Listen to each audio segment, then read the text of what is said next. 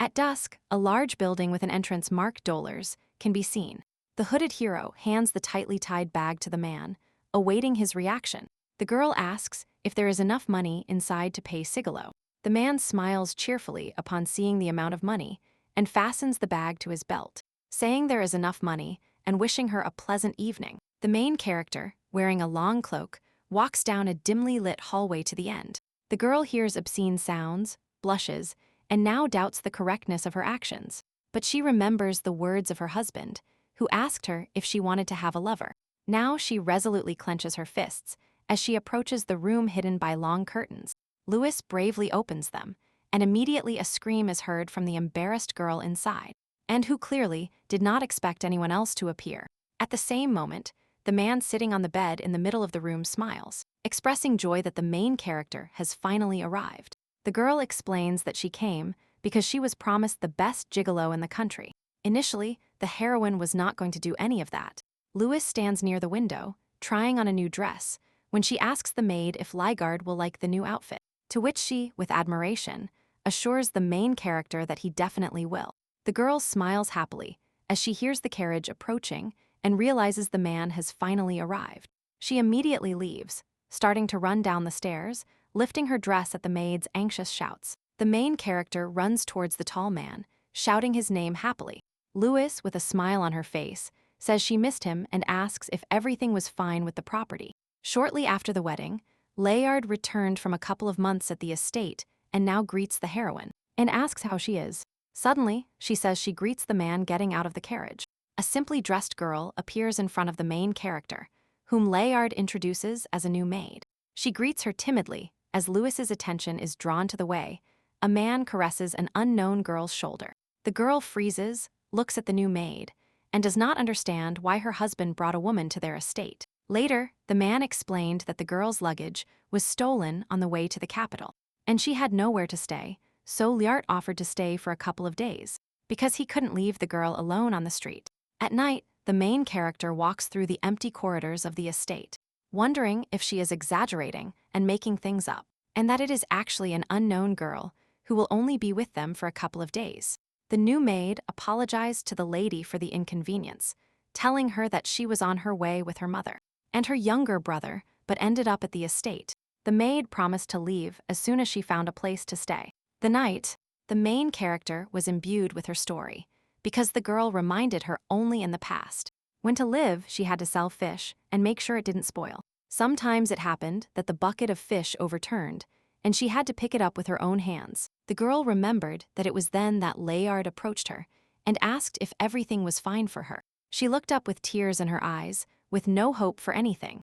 The man smiled at her and told her he would pay for the damaged goods. Louis remembered this warmly.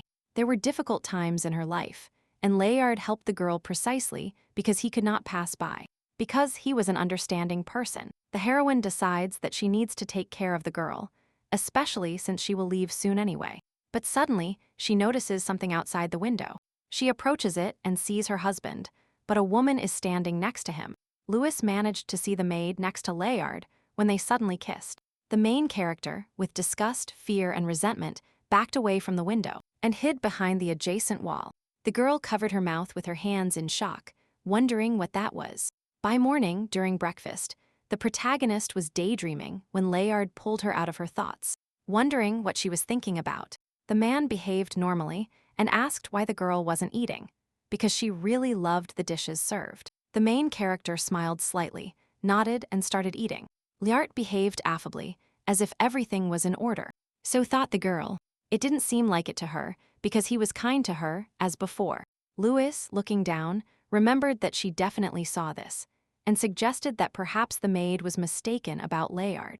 Because anything is possible. The protagonist, walking down the hallway, thought about this when she looked out the window, and saw an unimaginable sight. Her husband was shamelessly having fun with the maid. Louis backed away and began to tremble. She definitely wasn't imagining it. Layard had indeed gotten tired of her, but he always talked about his love for her. While she stood there in shock, she didn't notice how the door creaked and opened. The maid came out of the room and noticed the main character, trembling in surprise. The girl bowed to Louis and told her that the Count had simply called her. Layard comes out behind the maid and adjusts his tie. The main character looks at the man disappointed, calling him by name. When he turns around abruptly surprised, the girl, crossing her arms over her chest, asks him how he could do this, to which the count replies that he doesn't understand what she's talking about. The maid stays silent behind them, while the hero sighs tiredly and laughs at his wife's words. He leans towards her, claiming that he also loves her more than anything in the world. But he doesn't like it when someone enters his personal space. To Louis's questions, the hero says he wants to enjoy it alone. The girl looks at him blankly, remembering that Layard actually mentioned freedom and personal space in the marriage contract. However, she couldn't even think that this meant betrayal. Layard, with a happy smile, says that if she starts interfering in his personal life, they will get a divorce. Louis realizes that she has no choice but to accept this, because more than anything she did not want to return to her terrible past. In the most difficult moments, he lent the girl a hand, and she wants to keep believing in him. The main character sadly nodded, agreeing with his decision, to which Layard thanks her. After this incident, he began to shower the girl with attention. The man gave flowers to the protagonist, saying that as soon as he saw them, he immediately thought of the girl because they were her favorites. Louis was happy to remember such a detail, but Layard immediately said that Helena, the new maid, helped him choose the flowers. When the maid asked if everything was all right, Louis shook her head and said everything was fine. Layard started changing women so quickly that at some point the main character lost count and finally got used to it. During breakfast, the man asked if the girl was against his lovers. With a forced smile, she replied that she wasn't because she was still his wife. At first, the hero looked at her surprised, but then laughed and noted that he was only asking just in case. And so 3 years passed. The girl often overheard the maids discussing the absence of an heir and the fact that the Marquis was walking on the left. And it was clear why he wasn't there. Because if an illegitimate child was born, Louis could lose power. During lunch, the main character decides to ask Layard about the heir. The man looks at her petrified with surprise and says nothing for a while. He explains that an heir is not necessary at all when Louis is opposed, because at this rate, she will lose her position. The hero interrupts her, claiming that it is very difficult with children, and he only wants their happiness to last forever. The girl falls silent, wondering if she is happy in such a marriage to try to save it. Layard starts getting ready. He says he has a meeting and has to leave. He doesn't even look at her and asks if she wants to add anything. The man turns to her and wonders if this is important. The main character is about to speak when she looks down, dismissing it, and saying that it is of no importance. She watches him leave and realizes that he forgot that today is their anniversary. After all this, the girl did not want to go outside, but she also felt very lonely in the mansion. After thinking about it for a while, she went outside, assuming she would feel better. But it was the opposite because her heart started to ache even stronger. The protagonist felt a drop of water on her cheek and looked up, watching as it started to rain, and as people with hats started running home. The girl remains standing as people shout about heavy rains.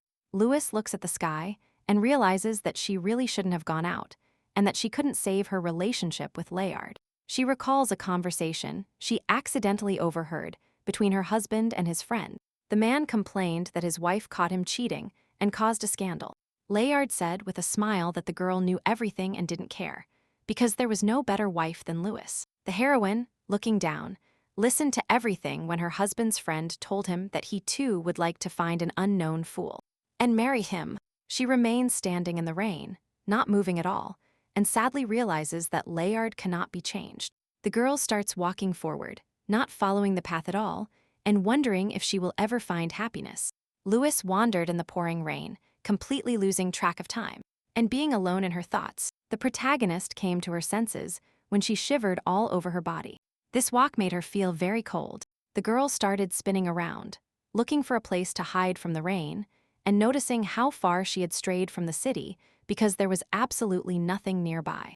Suddenly, Louis saw an old ruined house with a broken fence. She ran towards it with a smile. She took the door handle and wondered if this was an abandoned house. The heroine opened the door, and her eyes widened at what she saw. She was stunned. In front of her was a man who had blood all over him. He was sitting with his eyes closed and breathing heavily. Louis, frightened, covered her mouth with her hand and began to tremble, not from cold, but from panic. The girl, in shock, asked in a low voice if everything was all right, moving a little closer despite her fear. The mysterious man just murmured something, and the girl decided to help him upon seeing that the young man was suffering. The protagonist quickly took off her gloves and began unbuttoning her shirt, deciding to give him first aid, but noticing that it wasn't so easy to examine the wound.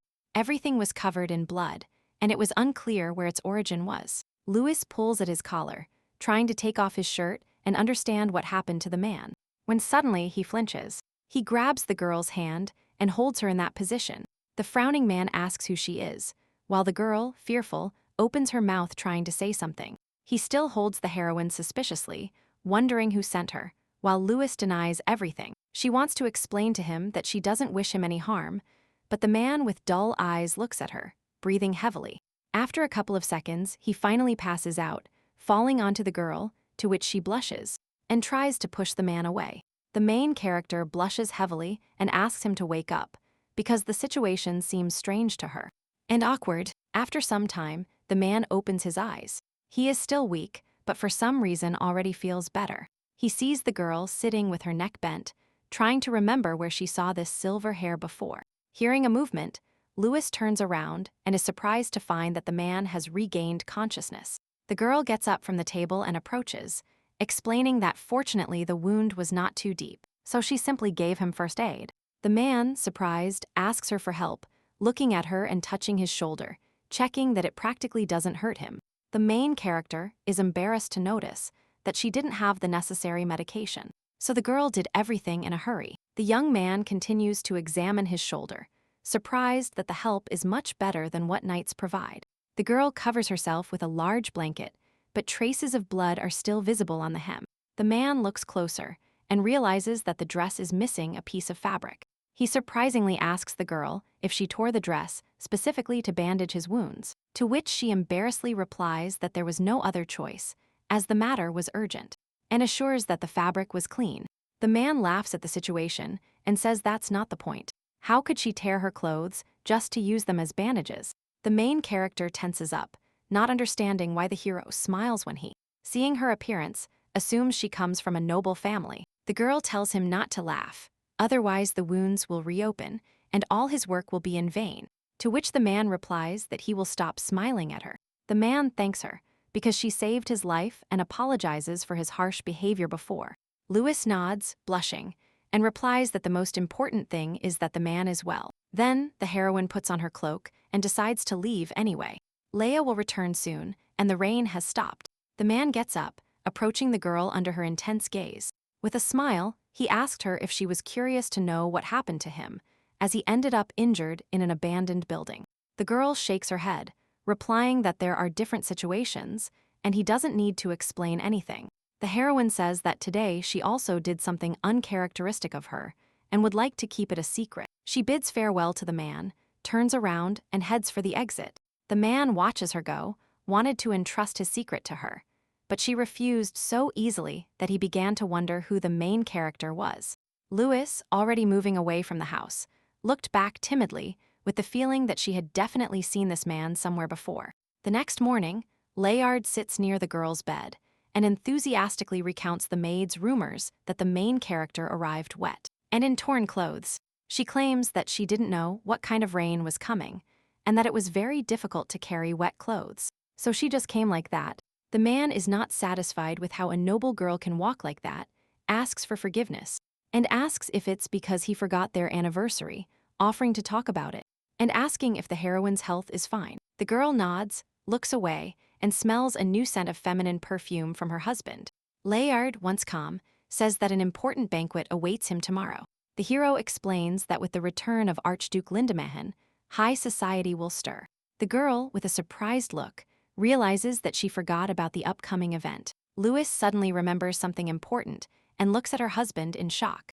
The man doesn't notice this and continues talking about how the knights conducted a reconnaissance, but less than half of the army died. The girl, with new awareness, remembers that the same man she helped was Duke Lindemann. Edward von Lindemann, the heir to the position, conducted a reconnaissance in Perez a year ago, the so-called Forest of Death. Since the dragon was killed 30 years ago, darkness has reigned in the Forest of Dangers, and strange things have started to happen. The wild animals living there did strange things, and some even used magic. Most of the knights sent there to investigate died. So, all the nobility thought that the emperor had decided to deal with the main thorn in his side, Archduke Lindemann. But a few years later, he returned alive, and it turned out that he saved more than half of his knight army. The heroine tenses up remembering that he was injured, and does not understand what the Archduke was doing in an abandoned building far from the city.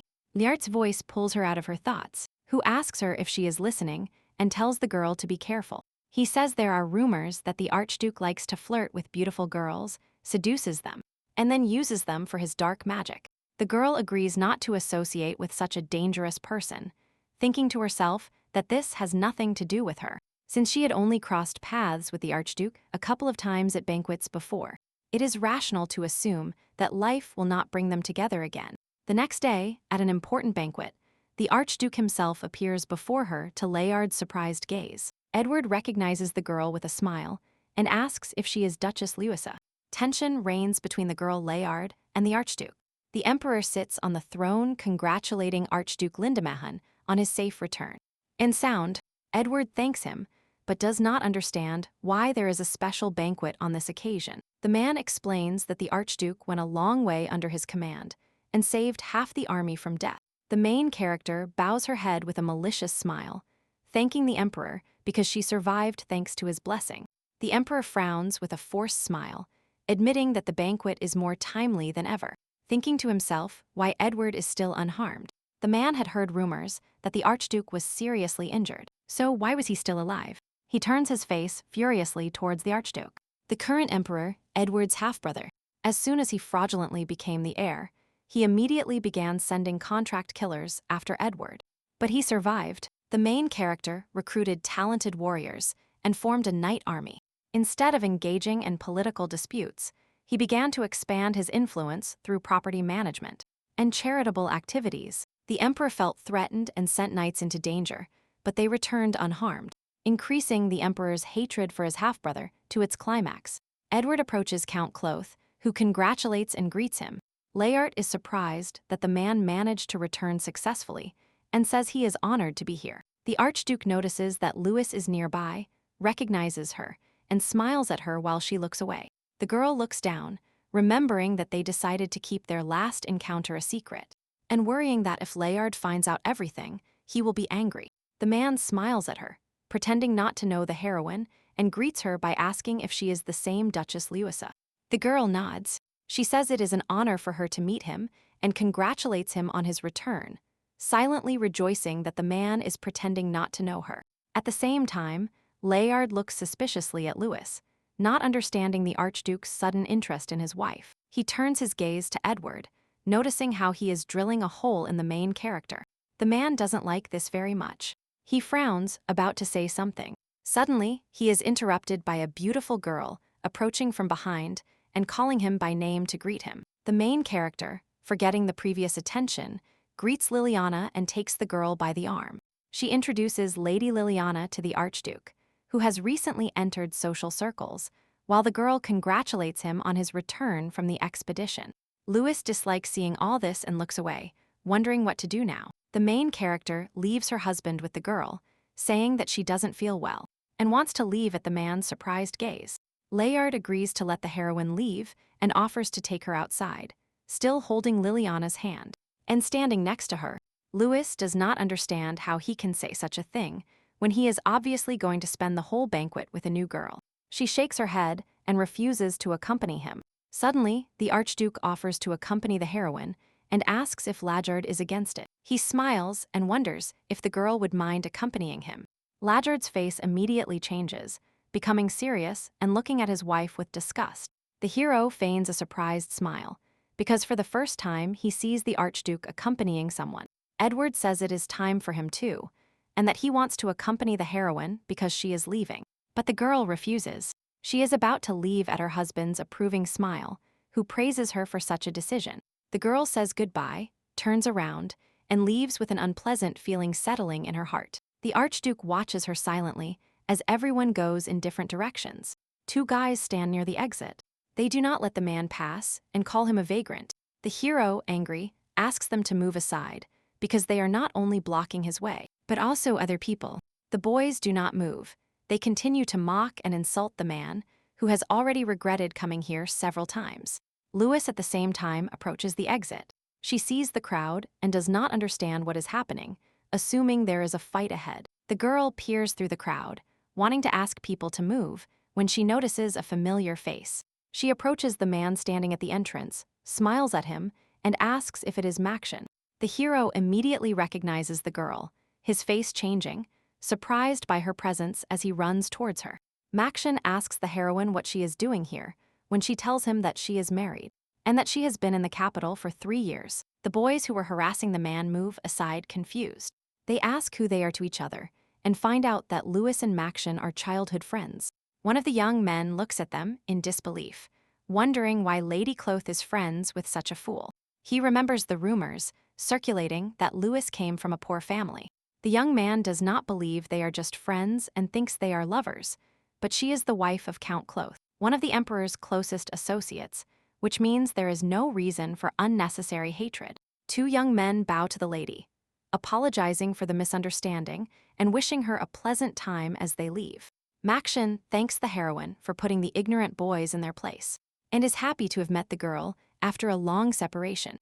Louis examines the man's uniform and wonders if he is a member of the knighthood order, saying that she heard how the hero became the second in command.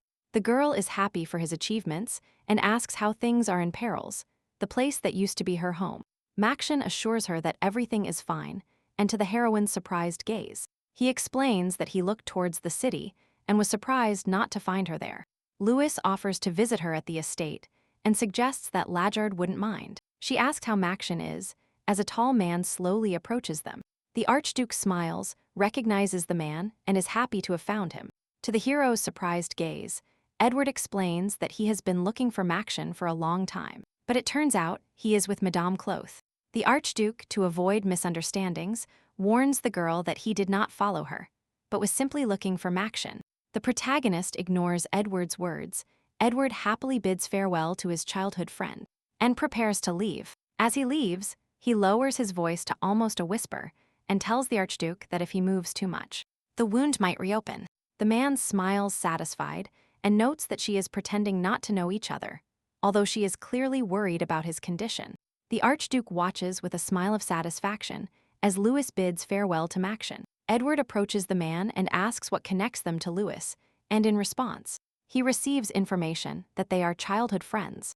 In response to Makshin's questions, he ignores him, saying he doesn't know the girl, and that he only wanted to accompany her to the exit, and they quickly change the subject and offer to return to the banquet. At the same time, Louis, blushing, runs to the carriage and looks back, checking if Edward is following her.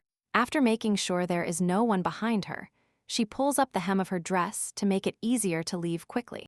After a few days, Edward sits in his study playing chess with Makshin when the knight asks him what is worrying him. The Archduke denies his worry upon observing that the man opposite him has won a game of chess, and praises him. Makshin replies that he has not improved his chess game and reproaches the Archduke for yielding to the man's nod. The hero changes the subject by asking the knight if he will be on duty tomorrow, and informs him that he heard the man preparing to go to Cloth's estate. The man confirms this and tells Edward that nothing suspicious was noticed about the Countess. The Archduke, after thinking for a couple of seconds, asks which girl, to which the knight replies that this is a difficult question, because the last time they saw Louise was 10 years ago. However, the main character insists, and Makshin nods with a warm smile on his face, remembering the girl. He says that Louise has not changed at all since their last meeting. She has always been very kind and is somewhat similar to Edward, to which the Archduke smiles, which is hard to believe under the knight's serious gaze. The man asks Makshin not to let his guard down, even if he is very happy to meet him, silently noting how happy his face gets when he talks about Louis. Edward suspiciously says that the Cloth family is quite loyal to the Emperor's circle, and releases the man, promising that they will come to an agreement next time. When Maxim leaves the room, wondering why the main character suddenly started following Louis, Edward remains seated in his place. He remembers all the time that, when he was in danger, the Emperor kept sending assassins whom the soldiers asked for reinforcements to fight back. However, on the last day of the expedition, a comrade betrayed him, and it was then, in a deplorable state, when he met Countess Cloth. Was she also conspiring with the emperor? Although he noticed nothing suspicious in the reports, she did not fit into high society at all. Louis tore her skirt without hesitation, which means this is not the first time such a lady has done this next to finding him. And what the imperial gang is planning. The man remembers that, judging by the countess's behavior, she recognized him, but asked him to keep what happened a secret. The hero assumes that in this way she wanted to hide his whereabouts, but why did she need it? And who was she really? That night, Louis awaits her guest and tries on a new dress that the maid ties up for her. She looks in the mirror and is happy with her beautiful outfit because it reminds her of the good old days. The girl excitedly goes down the stairs to the first floor to meet the guest and happily greets Maxon. The man has just dismounted and is holding the reins when he sees Louis. He thanks the heroine for the invitation and tells her that he really appreciates their meeting after such a long separation. The girl accompanies him to the estate, expressing joy at his arrival, wanting to tell him everything quickly. They go up to the guest room, where a table is already set with a cake that catches Maxon's attention. The protagonist sits at the table and says that she didn't know what the man likes to eat, so she simply remembered his old habits and asked him to serve her an apple pie. He eats a piece with pleasure and notes how delicious the pie turned out under Louis's happy gaze. The girl laughs at the man, noticing how much he has grown, but his character is still the same as in childhood. The heroine offers to add more, seeing how much he likes the pie. Louis wonders how Maxon ended up in the knighthood order, while he says that the Archduke accepted him into his ranks because he found his property on the way back. The girl is happy that the hero is doing well, because he seems much happier now. The man, having told enough about himself, began to take an interest in the main character, and asked her if she got along well with her husband. The atmosphere immediately became heavy around them, and the girl, with a forced smile, said she was lucky to meet a worthy man. Maxon exhaled happily upon realizing that Count Lallard turned out to be a decent husband under Louis's intense gaze. The girl decided to change the subject and ask the hero to walk in the garden and show her a variety of flowers. The man agreed, and now they walk through the garden with umbrellas and look at the sky, wondering if it will rain. The hero notices that Louis predicts the weather well when he remembers that she knew it would rain, but the strange atmosphere gave him no peace. The young people see it start to rain, and the girl tries to open the umbrella, telling Maxon to do the same. A man stands next to the heroine, watching her helplessly try to open a broken umbrella.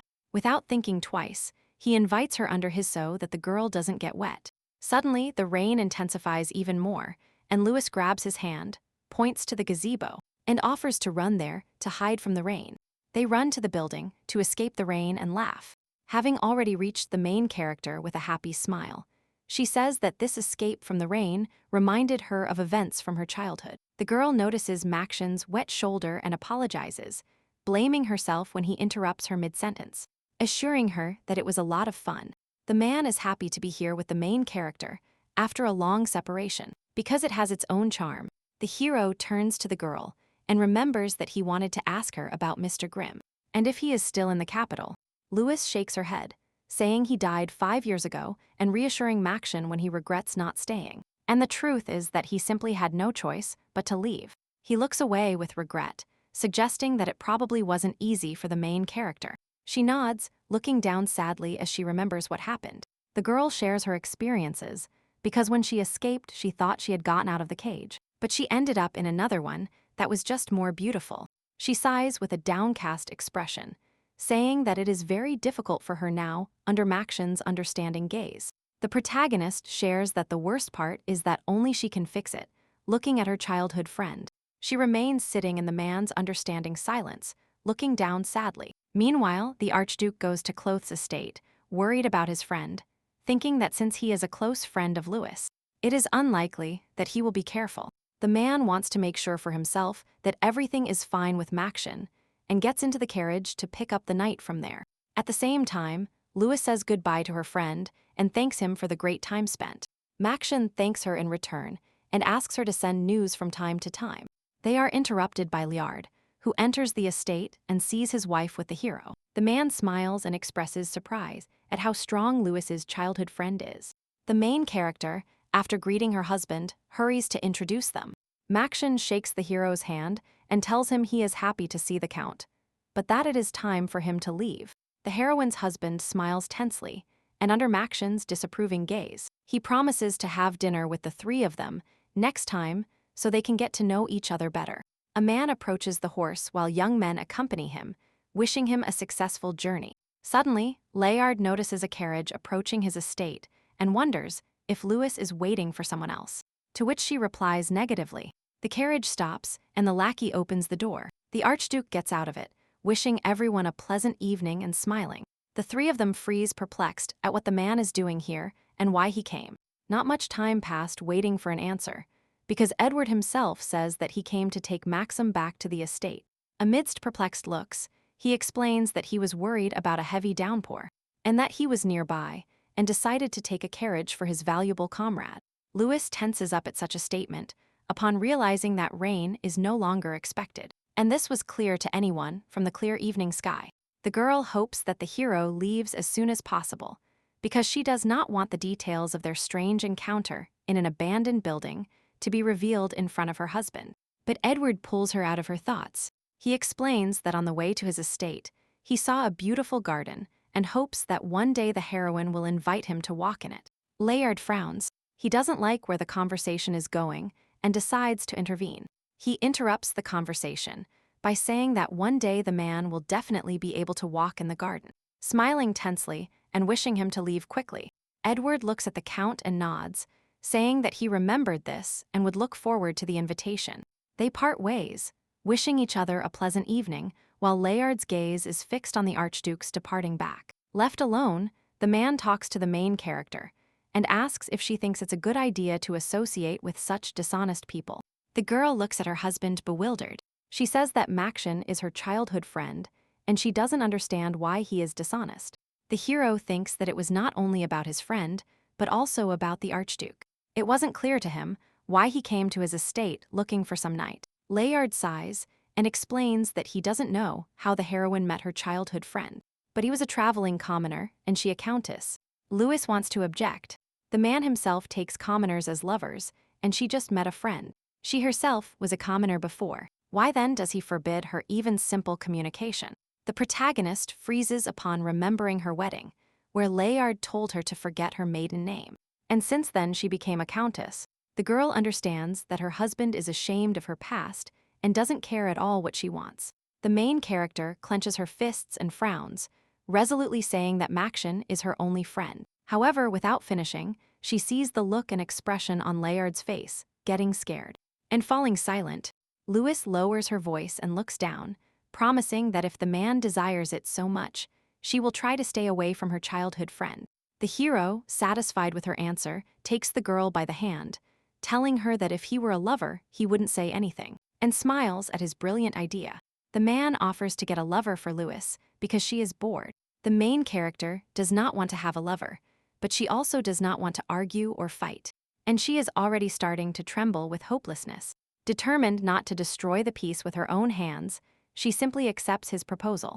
The next day, Maxion reads the letter sitting next to the Archduke and sighs deeply. Edward looks up from his newspaper and asks what the knight doesn't like when he covers his mouth with his hand, forgetting to control his emotions. Maxion, with a sad look, explains that his friend's husband advised him to find a lover. He continues talking about how the girl wonders where to find a lover, and whether it would be better for her to look closer at a gigolo, when it is difficult for Edward to even imagine what that would be like. The hero asks for help in finding an answer to the letter, because he does not know how to help or what to write. Edward wonders what the knight is going to write, while saying that he would like to advise Louis not to listen to her husband, but that he cannot interfere in their family affairs. Maxion leans over the letter and admits that he is worried about his friend, because he knows that she will go alone to look for the gigolo. Edward, after thinking for a couple of seconds, offers himself as Countess Clote's lover. The knight looks at the Archduke confusedly and asks what he just said. Later, the main character receives a reply and happily takes the letter from the maid. In the letter, Maxim writes that this news surprised him, and he spent the whole night thinking about his answer. Previously, the knight asks why Edward wants to become Louis's lover, and why he needs it. The Archduke asks him if he is suitable as the girl's lover. Louise reads the letter later and discovers that her childhood friend knows a good man who is ideal for the main character. Edward answers the knight's questions by saying that he is simply bored. Maction freezes confused, looking at the man when he cannot find the words to reply to the Archduke. The main character explains that after returning from perils, she did all the work on the estates. And then the opportunity arose when she just wanted to keep an eye on the Cloth family. Maction, tense and worried, says that it could be dangerous if the Archduke becomes her lover, and at the same time watches him. The knight reproaches the protagonist, reminding him of the wound and the difficult situation he was in not long ago. Edward ignores him in every possible way, saying that everything will be fine and that this time he will try to be more careful. Maction is lost in thought, blaming himself for not having fulfilled his duty as a knight properly, which is why the Archduke suffered. Among his subordinates was a young man whose younger sister ended up in the imperial hospital, but he defended His Highness until the end, so Edward specifically left the residence to avoid being escorted. The man specifically planned and carried out this attack against Edward. He himself stained the sword with blood because he knew that then his sister would be safe. Maction did not understand how the Archduke, in such a state, managed to defend himself. Edward asks if he is really so unreliable, pulling the knight out of his thoughts. Maction shakes his head, denying his words and following the Duke's advice. He starts writing a letter, and indeed, Edward will be much better than an incomprehensible gigolo. The letter describes the Dollars Motel, where the girl will meet the best gigolo named Elysian. Louis wonders where her friend got such knowledge. For example, she had never been interested in women before. Was her best friend really interested in men?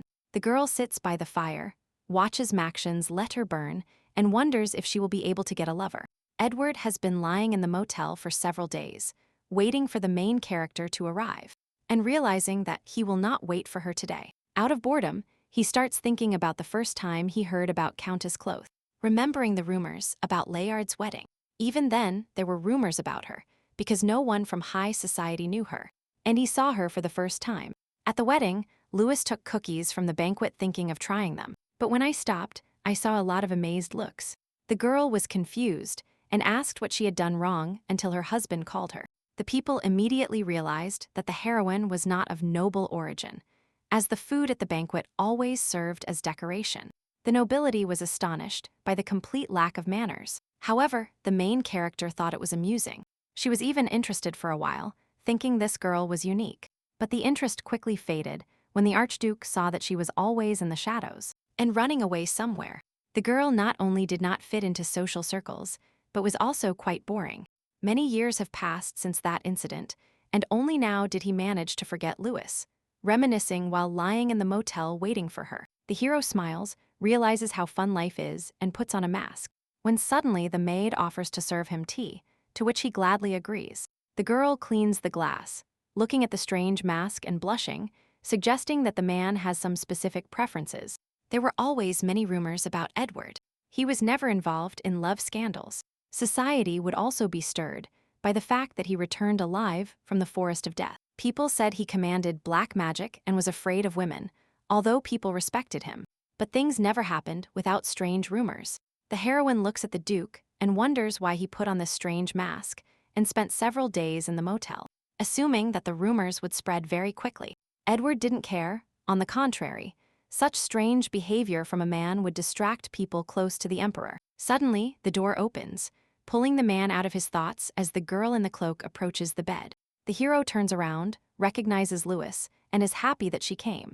The protagonist takes off her hood and states firmly that she is looking for the best gigolo in the country. Edward tells the maid to leave with a malicious smile. He changes his voice, getting up from the bed and approaching the countess, asking what brought her here. The man supposes that she is bored with nights with her husband and assures her that she has come to the right place. Louis blushes deeply and timidly says she wants to have a lover. The hero is surprised that the girl is not interested in his body, but agrees, but asks what benefit he will get from this. The main character promises that the man will heal so well that she won't have to receive any other guests, to which he replies that this is not enough. He leans closer to her and asks what else she can offer him when the man seems suspiciously familiar to the girl. Louis decided that she messed something up and resolutely replied that she would give him whatever he wanted. The hero smiles. He says he will accept this offer and takes the mask off his face. The man looks directly at the heroine as she stands paralyzed with shock. The girl turns towards the exit, starts to flee, and apologizes for her rudeness, thinking that Maxion brought her here on purpose. She thinks her childhood friend and the Archduke planned everything, clutching the curtain with her hand. But Edward catches her and tells her she shouldn't leave. He leans closer to her and promises her that the fun is just beginning. The man says that the girl will soon not have so much fun and will get terribly bored, so the heroine shouldn't miss such a wonderful opportunity. The hero leans towards her ear with a smile and whispers that he didn't think the lady also liked to have fun in brothels. Louis turns around, frowning and embarrassed, shouting that she is here to find a lover. Edward straightens up to his full height, offering himself as a lover, awaiting her answer. The girl looks at the man confusedly and says that she didn't come here to joke, to which the hero nods, understanding the seriousness of her proposal. The protagonist extends her hand to him, agreeing to his proposal, announcing that from now on they are lovers. He leans over her hand, kisses it, and promises that, as a lover, he will do everything for her. The girl blushes, puts her hand to her heart, and looks at everything with excitement. That evening, Louis walks around the estate, and still cannot calm down and distance herself from what happened. The heroine doesn't understand why she did this, because now she has a strange feeling in her soul. She remembers that Lallard himself advised her to get a lover, but the girl cannot shake the feeling that she is doing wrong and deceiving him. As she goes down the stairs, Louis realizes that her husband is standing below. The hero turns to her and tells her that today is a wonderful evening and that the moon is shining, and offers her a drink, smiling. A girl once fell in love with this smile, and one day it saved her life. She lets out a look, regretting not being able to turn back time. She timidly starts the conversation by calling him by name, but falls silent. The protagonist looks down and remembers that one cannot talk about lovers, otherwise their relationship will end. The girl looks at her husband and wonders for a couple more seconds if she should start a conversation. In the end, Louis says that she decided to take a walk around the estate. Lallard approves of her decision and asks her to be careful because it is already very dark. She turns around before going out onto the balcony and wishes him a good night. The hero remains standing with glasses inside the estate, smiling at her and nodding his head, wishing her good night in return. The next morning, Louis places a stack of papers on the table in front of the Archduke, saying that this is their contract. Edward nods, understanding that this is a contract, but wondering why the girl needs it. The protagonist clears her throat, explaining that she has no idea what her lover is for or what to do with him, so she wants to carefully explain everything written in the contract. She gives an example that she does not want them to behave like a married couple towards each other. The man agrees to her terms and asks if she changes her mind to tell him immediately, and puts the contract back on the table, offering to solve all problems through negotiations, and not through a contract. She pinches the fabric of the dress, saying they are not lovers at Edward's laughter, and the question of who they are to each other. The hero explains that lovers are unscrupulous people who cheat on their partners, but they mistakenly believe they are ideal lovers, and wonders if the heroine knew what she was getting into. The girl clarifies that they are not real lovers, and she also concluded a contract with her husband to that effect. The man is surprised that contracts are so fashionable these days. He shrugs and says that in any case, he will be more useful than a gigolo. Indeed, he is not just a simple lover, but the most famous person in the capital, Edward von Lindemann. Louis asks why the Archduke liked her so much, to which he explains that he has enough money and is tired of female attention. Edward says he can openly express his desires and assures her that she will turn out to be the same chess piece. He invites her to think carefully about everything again, but for now, he will read the papers the girl brought. The man immediately became interested in what kind of documents they were, and as it turned out, all the papers were almost identical. There were only a few differences, but most of the time, in all the papers one line was repeated. If you sympathize with another person, the relationship will be completed. The hero, seeing this, turns to the girl and asks why she is not looking for true love. The protagonist explains that her husband advised her to get a lover. Edward realizes how strong Louis is and asks what she would like, to which the girl expresses the desire for her husband to feel what she feels and understand her. The main character says that her mother used to say that if a fight cannot be avoided, you must not only wish for victory, but also fight bravely. The man agrees to help the main character in this battle, explaining that this week there will be a banquet with the Heliod family. The Count's new lover, The hero asks if the girl is ready to organize the first fight, to which she nods decisively. Edward is satisfied with himself and suggests starting slowly. To the girl's question, he replies that first they must fall in love. Louise puts a look of disgust on her face as she shakes her head. She says there is no way she will fall in love with the Archduke, while Edward laughs at her emphatic response. The girl asks him to stop mocking her and says that this is very serious for her, although she understands that the man is pursuing his own interests. Edward apologizes and explains what he meant about the upcoming banquet, because there they will have to play the role of the beloved couple. The main character awkwardly looks away and asks him what she should do so that everyone thinks she is in love. The man asks if she has any ideas, when the girl nods and leans in to tell him what she saw in novels. After listening to the girl, Edward is satisfied with her plan and wonders if she is always this active. The hero invites the girl to practice a couple of times before the banquet using a mirror. The man smiles and thinks that Louise is quite a fun girl when he is interrupted by a knock at the door. Maction enters his office and greets him with the desire to quickly convey urgent news. The hero says that movement has been noticed from the emperor's side. They are preparing for a fencing competition. The knight says that the gentleman said that he would definitely invite Edward, who looked good last time. The main character understands that this is just an excuse to assess the man's skills and force him to leave his capital or, worse, harm him. Edward leans back in his chair, complaining that he is tired and that he should have killed his half-brother a long time ago so that there would be no more such tiring tasks. Knights from noble families come from all over the empire. They say that those who manage to emerge alive from the battle win. The main character shrugs and says she will have to refrain from attending such an event. But Maction informs that the prize will be the Sword of Lentia. The knight says that the emperor will personally award the prize to the winner. The man crosses his arms in shock and says that his half-brother has lost his mind by giving away imperial treasures so easily. Maction suggests that the emperor should prepare for special training, knowing that the Archduke will not just sit around and watch the treasure flow into the wrong hands. Edward wonders where to find a suitable master, because Maction was not skillful enough yet, when the knight suddenly says that he knows a man in the capital better than him. The hero says that he has not yet managed to win a fight at the Archduke's surprised gaze. Maction achieved the position solely through his own efforts, and this man is stronger than him. It would be wonderful to attract him to his side. Edward asks the man to introduce him to this man after the banquet.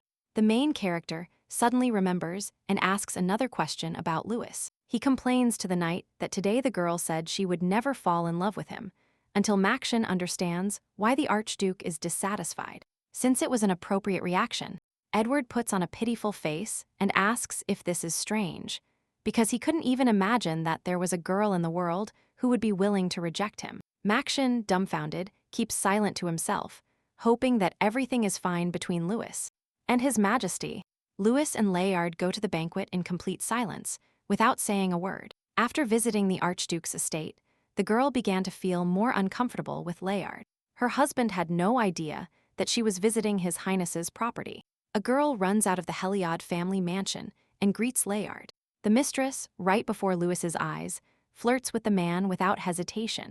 As expected, the hero leaves the girl alone and is about to leave with Liliana. The man tells the heroine that if she gets tired, she can go home as usual. Louis looks up and resolutely replies that today she will enjoy the banquet. Layard is a little surprised, but does not pay much attention to her and wishes her good night. The girl is left alone, hearing vile whispers behind her back that she has no self-esteem since she arrived at the banquet as her husband's lover. Edward saves her from loneliness, who approaches from behind and notices how quickly her husband escaped. The man hands her a drink and offers her a glass. The hero asks if the girl was training or not, to which she nods. In this case, the Archduke nods and offers to start implementing the plan right away. He calms the girl, assures her that everything will be fine, and tells her to start. Louis deliberately drops her glass and shouts loudly to attract attention. Due to the broken glass and noise, all eyes turn to her, including Layard. Edward approaches Louis, takes her hand, leans towards her, and asks if she is okay. Layard's gaze darkens immediately, and he observes this scene. His Majesty is glad that everything is fine with the heroine and takes her aside. They say it can be dangerous here, under people's gaze. Indeed, the main character whispers to the man and asks if he was overacting. Edward denies it and asks if she feels many gazes directed at them. Having captured all the public's attention, they prepare for a new trick. The hero asks if the girl is ready, to which he receives a positive answer. He leans towards her hand and asks if she would like to dance the first dance with him at this banquet. People immediately start whispering about such an event, while the protagonist's husband looks disgusted by what is happening. Louise flashes her happiest smile, blushing and nodding. The nobility whispers that it seems they spent a lot of time together at the previous banquet, while Layard glares at the man. Edward dances with Louise, specifically when he is next to Layard. The girl complains that she feels like some kind of clown, but the Archduke calms her down and simply tells her to enjoy the moment. Edward admits that he is not particularly worried and reminds them that they need to adequately entertain the crowd, because everyone understands why it is the first dance to such a melody. Louis looks around and realizes that a certain atmosphere indeed reigned. The Duke leans towards the girl, asking her not to look at the other couples again, and to look him in the eyes. Otherwise, it will seem that the girl who needs help is less sincere than her savior. The main character nods now, looking only at the man. They continue dancing so closely that Louis can feel the hero's breath. The girl looks away and says that she still doesn't feel comfortable enough with a man.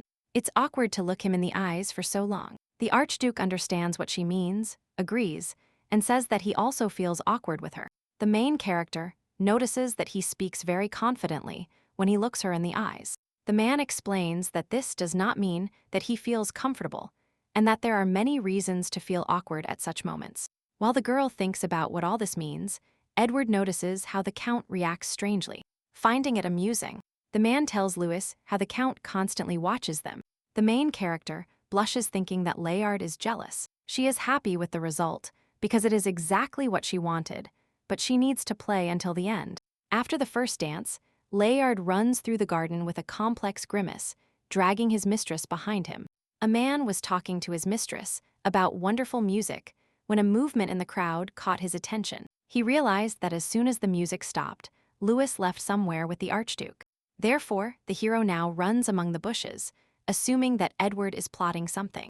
Because Louis generally does not behave this way, Layard looks up and sees his wife on the balcony with the Archduke. Looking closer, he realizes how close Louis is to His Majesty and becomes furious.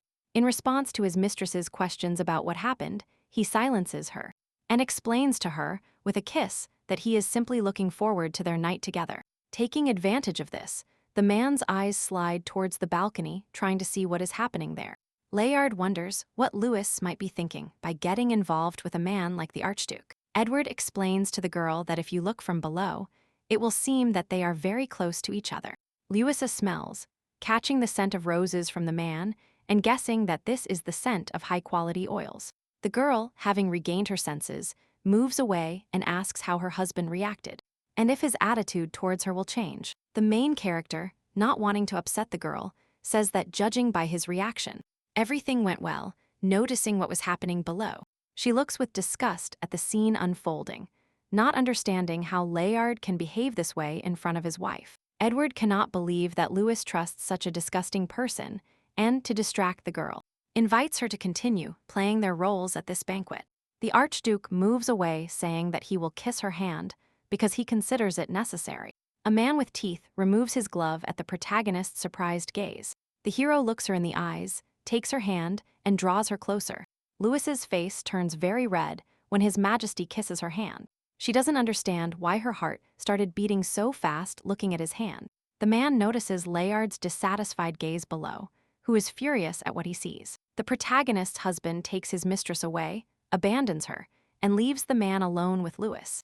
Edward, narrowing his eyes, realizes that Layard has left and informs the heroine about this.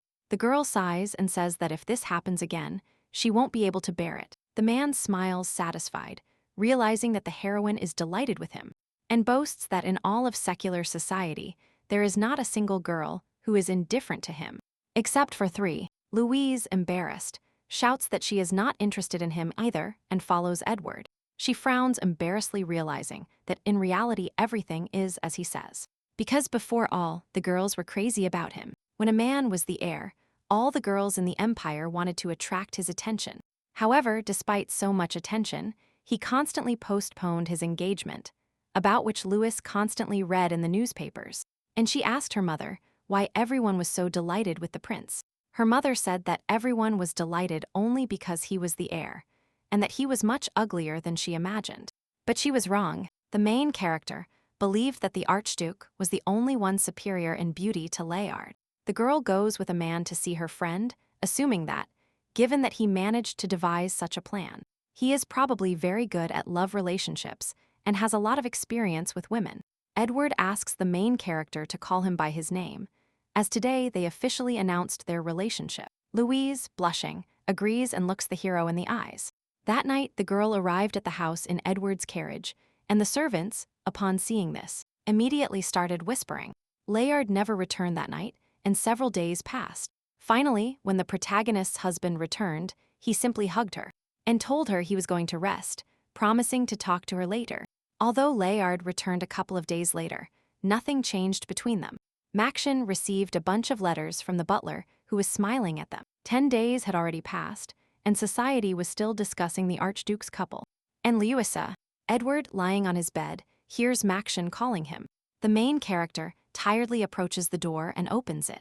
Seeing the knight, the man wonders why Maction came to him so early. Edward complains that society has been discussing what happened for 10 days. While he was sitting in his chair, the main characters are also puzzled that Lewis coped with such a difficult task, but he paid no attention to it at all. Maction reports that a letter from Lewis has arrived and immediately sees the Archduke's cheerful smile. The men sit in silence for a couple of minutes when Edward sighs dissatisfied, sighing that everything is as expected. He asks the hero for writing materials with the intention of immediately writing a response. In the letter, Lewis asked if she could visit the estate in the near future. Having written the letter, His Majesty hands the envelope to the man, asking him to send his response as soon as possible. Edward wonders if Maction spoke with Lewis after that very letter, to which he shakes his head. The Archduke remembers that at first the girl thought that she and Maction had decided to joke like this. Edward hopes that the knight will talk to his former girlfriend and promises to reward him for this help. Lewis laughs at Maction's plan, holding his letter in her hands.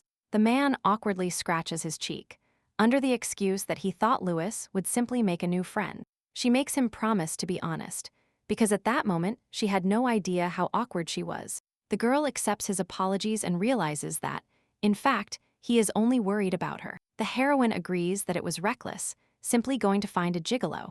Lewis smiles, looks at her friend, and assures that if everything were as before, the girl would have come to the knight for advice. The main character offers a cup of tea, while Maction says that she is a strong girl.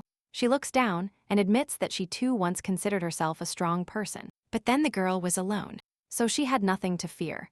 But now she was trapped here and realized that she was incapable of anything. The main character turns to him with a sad look, claiming that she is very weak. Maction keeps silent for a couple of seconds after offering to teach Lewis how to practice fencing. The girl looks around uneasily, checking if anyone can hear them, and approaches her friend. The heroine leans towards the man and explains that no one here knows that the girl used to practice fencing. Lewis missed the right moment to tell her husband about her hobby, so now she keeps it a secret. She remembers that her mother also advised her not to tell anyone about this, so she asked Maction to speak more quietly. The man apologizes with a smile while looking at the heroine. However, he suggests that if the girl ever decides to practice, she should come to him. The hero explains that he lives in Edward's annex, where there is a training ground. The servants do not go there, so no one will find the main character. Lewis asks excitedly if she can come today. After a couple of seconds, they sit on the horse and are about to ride. She smiles and says that the various rumors about where they're going only benefit them, because that way the news will reach Layard faster. Upon arrival, the man shows the territory on which he is working. Lewis looks around the place with a smile and interest. She notices the swords in their scabbards and asks if she can take one. The girl only wants to warm up, so she takes a wood stove. The heroine moves away from the counter with anticipation, while Maction asks when was the last time Lewis held a sword in her hands. She replies that she hasn't practiced sword handling for about 4 years. The hero sees this and realizes that she is still very dexterous. The girl, moving away, blushes from the pleasant feeling of nostalgia spreading through her chest. The heroine happily turns around and asks her childhood friend if he has sports clothes. The man goes to get clothes and asks the girl to wait a little. The heroine calls the departing man to ask him something. The girl, already guessing something, asks him if he brought up the topic of fencing in vain. Maxon asks the girl what she means. Lewis smiles, suggesting that he think carefully about everything, because she knew that by taking the sword, she couldn't change her mind and would become his mentor. Maxon says that this is not entirely true, assuring that he only wanted to see the main character smile. As a childhood friend, he remembered that she liked it a lot, but he doesn't deny that he had his own motives. Lewis smiles, understands him, and asks who she should train. The hero quickly explains that he wants her to teach Edward fencing. The girl is surprised by such an unexpected request, but thinks there is nothing to worry about because he managed to return alive from perils. The protagonist, thoughtfully, recalls what kind of wound the Archduke suffered when she found him in an abandoned building. She remembers that the wound was not very deep, but if the girl hadn't given him first aid, he would have died. Reflecting, does she think someone is threatening Edward? Lewis hesitates for a second, but finally agrees to help with the training, but with conditions. She remembers that the Archduke knew she was deceiving him, but did nothing, so she asks the men to help her with something. The girl asks the hero to crouch down and tells him her plan in his ear. Already in Edward's office, Maxon says that he brought a fencing teacher and that practice will be in the training ground closest to sunset. The main character is happy that nothing is scheduled, because a person with such talent is worth listening to. The man asks if Lewis finally answered, to which the knight replies that she expressed her desire to deliver the letter personally. Maxon awkwardly asks if he can take something from the Archduke's wardrobe, to which he nods, allowing him to take whatever he needs. The knight nods, thanks to the man, and hopes that everything will go well. Maxon gives the things to Lewis while she waits for him to change. The girl comes out in clothes that obviously fit her too loosely and asks what the hero thinks. The man approaches, rolls up the heroine's sleeves, and promises that next time he will bring her clothes in her size, to which the girl laughs and says that it is still better than dresses. He asks to see what the heroine can do by taking off her jacket and preparing for battle. The main character ties her hair to remind him that there is still a long time until sunset. The girl approaches her friend and accepts the sword from him. Lewis stands up and says that she is excited because it has been a long time since she was in danger. She shouts that she hopes Maxon will not disappoint her and prepares to attack. Suddenly and abruptly, she lunges forward, carrying out an attack.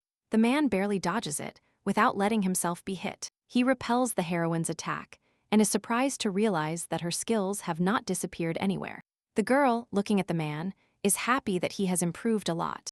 The main character notices that his posture has clearly become more stable, and that the man himself is bigger and stronger. They continue fighting, while the girl throws a lot of blows. Maxon has difficulty repelling the girl's attacks, stopping her sword. By nightfall, they are sitting on a hill, and the protagonist praises her childhood friend because he holds the sword much better than before. Maxon rejoices at her praise, but is a little annoyed that he couldn't attack even once. Lewis falls onto the grass and says that it feels like they have plunged into youth and became children again. The girl smiles at the sunset, feels an emptiness in her chest, and thinks that everything that happened to her before is a lie. The main character turns to her friend again and praises him for the skill with which he handles the sword, but immediately tells him that for a whole year in perils, this is not a big achievement. Lewis asks if there are talented fighters in his squad who can protect him, to which she receives a negative answer. In response to the surprised question of how he survived then, the man explains that the forest has become strange, and not as Lewis remembers it. The girl remembers that she herself left the forest because back then, above all, she was looking for the light. She gets up from the ground, regretting that the old forest cannot be returned and assuming that if she returns, nothing is likely to change. The main character decides to simply hope that nothing bad happens. She stands up and offers to get ready for the Archduke's arrival. Edward looks at the new fencing teacher with confusion. Lewis assumes that the man is disappointed that she is a girl. The main character denies everything, tightly holding the sword in her hand. He looks at Lewis with confusion and doesn't know whether to pretend not to know her or to immediately say that he guessed who she is. The girl looks at the Archduke's posture and comments that it is terrible. The main character decides to test what Edward is capable of. She explains to him that he needs to determine what he is bad at and offers to try to attack her. Edward turns around tensely, sending signals for help to Maction with his eyes. But Lewis interrupts him and asks why he is standing like a pillar. She raises the sword, almost touching his throat, and scolds him for holding the sword incorrectly, asking if he will continue to ignore her. The man holds the sword, not knowing how to strike without hurting the girl. He understands that if the heroine starts to give in, she will get angry and invites her to take the sword in her hands too. The girl refuses, saying that it is easy to dodge his blows. The man decides to do everything carefully and swing the sword slowly. To his surprise, he is simply pushed to the ground, which makes him fall to his knees on the grass. The hero does not understand what he did wrong until the girl tells him to try again. Lewis tells him to try to touch the tip of her sword, and if he can, she will take off his mask. Edward was afraid of hurting the girl, so he was very slow, deciding that he needed to finish this quickly. Otherwise, the girl might get hurt, and he gets into a fighting stance. However, this time he simply misses. The man decides to try again, but not to hit the target, but to try to aim for the tip of the sword. The main character carries out an attack, and everything is lost. The man turns around, stunned, not understanding what just happened. It was at that moment that Edward realized that he was very wrong about Lewis. They worked until nightfall, while Maction stayed aside, watching the magical light turn on. The man, already clearly exhausted, breathes heavily while standing. He wonders how he managed to dodge all her blows so easily. Lewis sighs as she approaches him and says that they cannot simply go their separate ways, extending her sword and telling him to stab the tip. The man listens to her and fulfills her request. The main character takes off her mask and asks when Edward will recover. The man removes the wet locks of hair, marvels at how good Miss Louise is at fencing, and asks her to remain his teacher. Louise is surprised that the Archduke is not surprised by anything and asks if everything was that obvious. The main character apologizes for not taking the training seriously at first because she thought it was revenge for the motel. The man is already in his thoughts, surprised that the Count has such a wife, but he is still playing on the side. He wonders if Count Claude is crazy or if he has several lives, and if resurrection with the help of dark magic is possible. The Archduke remembers that Louise asked to keep the fact that she helped him a secret, and asks her if she is hiding her abilities from her husband. She confirms that her husband does not know that the girl can heal and wield a sword. Edward asks why she hides such valuable skills. Louise explains that she has no particular reason to keep it a secret, and that initially she had no intention of hiding anything, even though they did not marry because they knew each other well. She remembers that the Yard needed a comfortable wife, and she fought for a different life. And the perfect moment coincided. As soon as the girl became a noble person, she no longer needed a doctor to hold a sword. However, she was far from the type of wife Layard wanted, so she ended up here. She tells the Duke that only Maction knows her abilities. Edward, with a smile on his face, assumes that he is the first in the capital to find out about this. The girl nods and asks him to keep her abilities a secret. The man agrees, and at that moment Maction approaches them, having overheard a conversation about how Lewis healed the Archduke. The main character offers to tell the knight everything, since they are all in the same boat. The girl explains that she met Edward a long time ago in an abandoned house and gave him first aid. The Archduke offers the three of them dinner for Lewis, inviting her to his estate. The protagonist looks at the men surprised, not expecting to be invited. She smiles happily because she shared her secret with them and now feels free. The girl accepts and accompanies them to the estate. 10 days have passed since the first lesson. The maids whisper in surprise when they notice that the Archduke has not left the estate for these 10 days. Edward is training hard at this moment and turns around when he notices Louis's arrival. The girl arrived earlier today because she was bored and looked away from the man when she saw that he was exercising shirtless. The Archduke immediately puts on his shirt when he sees that the main character is embarrassed. The girl praises Edward because his tutoring is already bearing fruit. At first, the man was very bad, but they worked on it, and his skills improved a lot. She says that starting tomorrow her opponent will be Maction and coughs awkwardly. The girl leans down and tells Edward that the maids are looking at them strangely, due to the fact that they constantly walk around the estate and do not go beyond its borders. It looks like a secret romance. Besides, the servants are not allowed to enter the training area, so it really sounds strange. However, Edward asks if this is what the main character wanted, because his goal was to provoke Laird. Indeed, the girl thought it worked when Laird returned drunk one night. He told her that he broke up with Liliana and realized that they were not suitable for each other, asking if Louise considers herself suitable as the Archduke's companion. All this time, the girl was silent, when suddenly Layard pulled her towards him. The hero says that he warned that His Majesty was dangerous, but stops mid-sentence. Suddenly, the man leaned down and kissed the girl on the forehead. He hugs his wife, expressing his joy at finally finding someone to talk to, and allowing her to invite and go to the Archduke. Louis still hasn't fully understood whether he is jealous, or if he has his own reasons for behaving this way. Edward's voice distracts her from her thoughts, who wonders if the maid's rumors really matter that much to him. The girl raises her head, notices how hot the sun is, and thinks she needs to change her clothes. The Archduke invites her out for a walk outside the estate. To her inquisitive gaze, he explains that tomorrow they can go choose some summer clothes and have a date. The girl asks him confusedly again. The man says that since she is his teacher now, he wants to choose appropriate clothes for their lessons. When the heroine thinks of refusing, he reminds her that he is still her lover, and that, therefore, it would be good to go out with her from time to time. The girl nods thoughtfully and accepts a date. Then she looks sternly at the Archduke and asks if he is going to evade his training this way. The girl forbids him to think about how to escape training and promises to solve it this time with one hand. The next day, Edward is sitting in the boutique where he brought Louise. A man runs around him, rejoicing that the Archduke finally brought the girl. He almost cries with joy, declaring that he had already started to think that His Majesty was after men. The man suggested that before. It seemed to him that Edward and Maction were a real couple. The main character listens to all this and says that Filio, the owner of the store, has not changed at all. The man abruptly changes his behavior and asks how the Archduke could bring a married woman, to which he shrugs and replies that he is simply studying her preferences. Filio leans towards the man, saying that he respects his preferences, but this relationship is not much. He falls silent when the girl leaves. The main character appears in a new suit. She asks if it suits her. Edward freezes, looks at the girl, then points and explains that these are his preferences. The boutique owner frowns because he has been setting trends for decades, and his assortment includes many beautiful outfits. But he was very surprised that the girl chose a men's suit instead of luxurious dresses. Filio doesn't understand how Edward can like it, while the man offers to look at Louis for more clothes.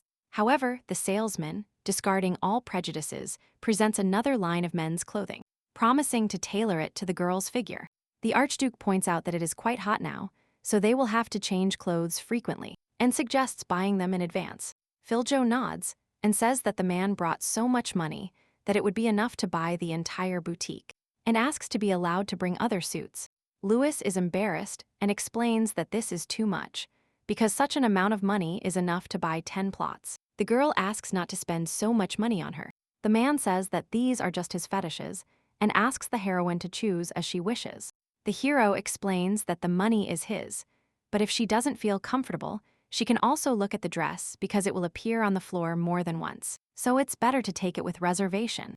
The girl accepts because it sounds convincing and follows Filio. She looks at the dresses, finding them all strange, and turns to Edward and asks him to choose for her. The main character explains that before she only wore what Layard liked, so now she is a little lost. The man shakes his head, telling her to choose what she really likes, as he doesn't think his opinion will help at all. When she asks why, he replies that he likes Louis just the way she is. The hero says he is not joking, but then notices an unbuttoned button on her shirt. He buttons it up, noting that sometimes she can be very weak. The girl blushes, surprised that Edward can be gentle, and looks at him. The heroine blushes deeply and looks away from his face, seeing his hand in hers. She feels embarrassed, withdraws her hand, and scolds herself for having strange thoughts. Louise blushes deeply, placing her hand on her heart and feeling that it is about to jump out of her chest from excitement. Edward looks at the heroine confusedly when she abruptly leaves and explains that she is going to try on dresses. He watches her go, not understanding what he did wrong. Filio explains that the ordered dresses will be delivered to the estate and asks them to come in while Edward jokes about his preferences. The young people leave the boutique and decide to take a walk. The girl takes the man by the arm, thanking him and promising to wear the dress with great pleasure. The main character is worried that she is acting too strangely when she notices a large crowd ahead of the road. She asks Edward why there is such chaos when the commoners notice their presence. People make way for them, and arguments and murmurs immediately arise around them. Now they walk calmly towards the place that interested everyone so much, amidst whispers that they look good together. A girl reads an official announcement about a fencing competition. Edward, thoughtfully, says that an oracle will appear at the ceremony, while the girl wonders what is important about this. The Archduke explains that the imperial family has not announced it for several years. Louis suggests that they simply do not know what is happening in the country, while the man feels that all of this is for a reason. And the emperor has his own plan. The main character asks if the Sword of Lensha will be awarded to the winner, and she shares that she only knew about it in books. The girl thinks that Lensha's feats are talked about everywhere, and perhaps for her, this should not be so surprising. She resolutely looks at the conditions for participation and memorizes them. The main character is already traveling in a carriage with Edward and asks him if anyone can participate in the competition. The man asks her surprisedly if she wants to participate, to which he receives a negative answer. The hero explains that there are no restrictions on gender and status, and that people from all over the empire are flocking to the competition. But not everything is so simple. Society will probably be very excited if a modest woman in a relationship with Edward competes. But the man assures that it is not scary because they constantly talk about him, and in fact, they will look very good together. The girl sighs. She still needs to explain everything to Lyart somehow, but she remembers Edward's additional training, reminding him. That night, the protagonist lies down in bed, a small muscle that is sure to ache for a couple of days. He suggests that the protagonist's desire for victory is much greater, as she was interested in the Sword of Lensha. And it's not for nothing that many legends are made about it. The main character remembers how she promised to glorify a grown girl from her childhood when she became emperor. The man understands that he never became emperor, but he can still glorify her name. Lensha was very unusual in his memories. When she was told that she would practice fencing with him, she was very surprised. Edward, when he was little, told Lensha that her figure was in his house. He looked at her with anticipation and surprise, not knowing what to expect. However, surprisingly, the classes were boring because he just waved his sword all day. One day, when Edward was distracted, the girl called him. Lensha asked why little Edward needed fencing. He replied that the heir, of course, must learn to hold a sword in his hands, because he will be a prince without knowing the basics. The girl asked him if he wanted to study on his own, when Edward shrugged, and replied that it was just his duties. Lensha smiled at the answer, suggesting that the boy should just play in this case. Events have already moved to a new and regular banquet, where Louis sketches a forced smile under Edward's unimpressed gaze. The noble ladies immediately run up to the couple, call them by name, and greet them. The girls immediately start showering Louis with sweet flatteries and compliments under her tense smile. Noticing Louis's discomfort, Edward says that he and the heroine must go out to the garden and say goodbye to the ladies. They go out into the garden, and while the girl complains about her tired face from the greetings, Edward smiles at her reaction. Louis, also remembering how many invitations she receives now, while the man tells her to enjoy the rumors. And it is true that many times it is not possible to experience this. The main character exhales and realizes that Edward has a completely different mentality, and he is simply having fun. The girl notices that the labyrinthine garden they are walking through is much larger than usual, and if they make a wrong turn, they won't be able to get out. The hero thinks out loud, suggesting that it would be bad if after their walk rumors spread until they are interrupted by the sounds of a couple in the corner who are occupied with each other. Louis remembers that from time to time, she attended balls with Edward, learning things she didn't know before. The fact is that every estate has a secret place for secret meetings, and this garden was one of them. She sighs, not understanding how she ended up in this life when she has to use such places, and wondering if there are similar places in the mansion. The girl wonders if Layard was in the garden with many women, and if he used these places the same way as others. Today the hero came to the ball with his new mistress and never looked at Louis and Edward. Until now, the main character expected at least a drop of jealousy from Layard, but it seems he is completely busy with his new mistress. The girl looked down sadly, thinking that she was a fool to expect anything from him. Edward, noticing this, wanted to support the main character by starting a conversation, but he was interrupted by a voice from behind. Turning around, the heroes saw Layard with his new mistress, who greeted them arm in arm. The girl does Edward a favor, happy that they finally greeted each other properly. Realizing that she failed to impress the man, she switches to Lewis. She informs the heroine that she will go to Layard's house at his invitation and offers to have dinner together. The lady addresses Layard and asks him if it is a good idea, because in the future, they can have more fun on the estate. Lewis remains calm, but only outwardly. In her thoughts, she doesn't understand why the hell the woman who became her husband's mistress behaves this way. Everyone wants to accompany her and have dinner with the Yard.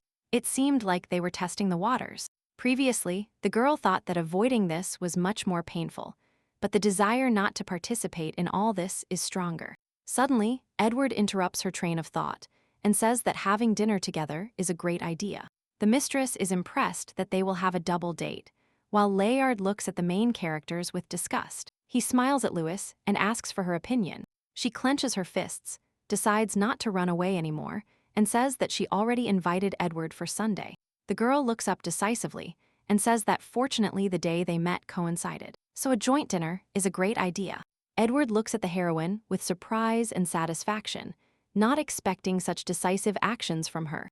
Layard nods and says goodbye to his wife until the weekend, because, in his opinion, he wasn't sure if he would be able to see her sooner. When the couple leaves, Lewis feels great relief as she was very nervous, while Edward praises her for such a counterattack. The girl thanks the hero for his help, saying that at first she hoped to take refuge with him, because her lover is likely to come to the estate to sleep with him, and Lewis finds it difficult to bear that atmosphere. The man, surprised, asks if Layard sleeps with his mistress in the same room as with his wife, to which Lewis reassures him by telling him that happiness is far from his bedroom. Edward admits that this is worse than in a normal melodrama and offers to do the same as her husband and his mistress. When the main character asks him, the man offers to spend the night together. Lewis blushes from surprise, opens her mouth and asks him again. During dinner, the mistress comments that she didn't know she would fall in love so much and wonders if His Highness is going to get married. Edward, thoughtfully, turns his gaze to the main character and tells her that he respects the opinion of his loved one. Lewis chokes at such a statement and, when asked, says that everything is fine, realizing that in the end, this ridiculous situation had to happen. She clears her throat as the girl congratulates the couple Edward and Louise. Layard picks up a glass and decides to report that it is raining heavily today, so a walk in the garden, which the main character wanted to see so much, will be burdensome. Edward smiles, shakes his head, and says that there is nothing wrong with it, and that she can always visit him on her next visit, because he is sure that the Count invited him again. The man looks at the main character again, smiling, noting that the person next to him is much more important to him. The garden is beautiful, but it cannot compare to Miss Louise. She understands that the hero is simply enjoying her reaction and decides to try too. The girl sighs and, to surprised glances, says that she is a little sad. The heroine says that she really wanted to show Edward something, but the rain ruined her plans. Lewis remembers that a rose began to bloom in the garden, but it stands out because its color reminds the heroine of the color of Edward's eyes. Every time she takes care of a rose, she remembers a man. Under the main character's smiling face, the girl doesn't understand how she manages to do this in her right mind. Edward asks Lewis to suggest the variety of this rose and, to her inquisitive gaze, explains that he also wants to plant one. If a girl remembers the hero while caring for a rose, then he too wants to think of Lewis while caring for the same flower. The protagonist clumsily pretends that she liked it, laughing at her husband's mistress's disappointed look. Suddenly, Layard leaves his food, suggesting that they go to the chambers now that it is dark. The man's mistress happily agrees to this, while Lewis looks away in disappointment. She thought she could pretend not to notice anything, but it turned out to be harder than it seemed. Suddenly, Edward takes the main character's hand in an attempt to support her. He smiles and asks Lewis to take him to the bedroom. That night, having changed clothes, the protagonist arrives in her room. She blushes and remembers Edward's words that he will stay at the estate for the night. Lewis remembers that at first, she was very surprised by the protagonist's decision, while the man explained to her that he could not stand aside since his mistress remained on the estate. Edward looked inquisitively at the heroine, asking if they had enough guest rooms, while she, blushing, explained that this was not the case. Seeing her reaction, the hero reminded them of their agreement and the fact that they did not have the same relationship as she might have imagined at the girl's denial. Louise, standing in the room, remembers that it was difficult, but she was able to endure thanks to Edward. She exhaled with relief, because it was nice to know that in the next room there was a person who was on her side. The girl with a calm soul approached the window. Suddenly she saw silhouettes through it and froze. The heroine saw Layard and his mistress running, and closed the curtains in horror. She stands there with disgust, remembering how when she first moved into this estate, she liked the wide view from this window. During the day, it seemed to fill the whole world with light, and made her think only of hope, expectations, happiness, and a bright future. The girl realized that she was deeply mistaken in the past, until a knock on the door interrupted her introspection. The protagonist does not understand who is coming at this hour, but when she opens the door, she sees Edward. She asks what happened, while the man says that it is difficult for him to sleep in an unfamiliar place. The hero, despite the darkness of the night, wonders if he will be able to spend time with Louis. To the girl's doubts, the man explains that it is at night that lovers usually spend time together. The main character shakes her head and says that she does not want to develop this kind of relationship with him. Edward understands this, and, to the heroine's inquisitive gaze, leans down and lowers his voice. He explains that he feels like there is someone in the area, and he is trying to figure out if the heroes are together or not. The man wants to play along because, after all, he received an invitation to be Miss Louise's lover. After thinking for a little while, the girl lets Edward in. They enter the chambers and are left alone with each other. Louise asks the hero to wait a moment and promises to return later. The girl directs her attention to Edward, admiring him, accidentally catching his gaze. She blushes and realizes that the atmosphere has now become dangerous. Louis quickly turns around, saying that she needs to go out for a while to get some fresh air. While the man reports that it is not the best weather for walking, the main character approaches the window and explains that she is not going anywhere, but will simply open the window leading to the terrace. The man looks at this and says that something is worrying him. Edward wonders if he is just a tool with which Louis is going to change her husband's heart, or something more. The girl says that she considers the hero her friend. The man sighs because he remembers that the heroine does not avoid her friends in this way, and even holds Maxim's hand. Louis, moving away from the hero, explains that if they are too close to him, he will think that they are really having an affair, even though she has a husband. The main character, looking at the girl's back, gives no guarantee that her husband will change if they do not make diamonds. The girl finally turns to the man, telling him that thanks to the fact that they are supposedly lovers, she can have fun spending time with Maxim and Edward, and this makes her happy. The main character nods, accepting the girl's decision. Louis opens the window when, suddenly, the wind blows the curtains away from the window, and the rain pours into the room. Edward immediately approaches the girl from behind to help her. He ties the curtains. They say that if the Count changes his mind and comes to her chambers, then everything can change. The main character shakes her head and says that this certainly will not happen. And Edward wonders why. Because this is a common thing when spouses go to each other's rooms. Once the curtains are done, he removes his hands and explains that you never know what can happen on such a provocative day as today. Louise shakes her head, saying that this will definitely not happen, because after her first night with Layard, they did not gather a single one. Edward looks confusedly at the main character and asks if this is due to the marriage contract, to which he receives a negative answer. The girl with a sad look says that she is far from beautiful and asks the hero to close his eyes. The man fulfills her request, waiting for what the heroine will say. Louise takes off her long robe and throws it on the floor. She takes Edward's hand to her back and tells him to touch her. The man immediately tenses and places his second hand on the girl's back. He feels the large scars on Louis's back and wonders what kind of life she lived. The protagonist explains that she didn't know how big these scars were. She still sometimes remembers Layard's face at the moment he saw them, and now she understands that at that moment she became a pampered flower to him. Louis remembers the past, and although it was awkward when Layard saw her body, the man kept a serious face and pronounced sweet speeches. Even then, the heroine noticed that he seemed to be in a hurry with her and did not understand if it had always been this way. The girl decided to reach out her hand, but the hero dodged her touch. She noticed that his actions were different from his words, and that there were no more gentle touches or looks.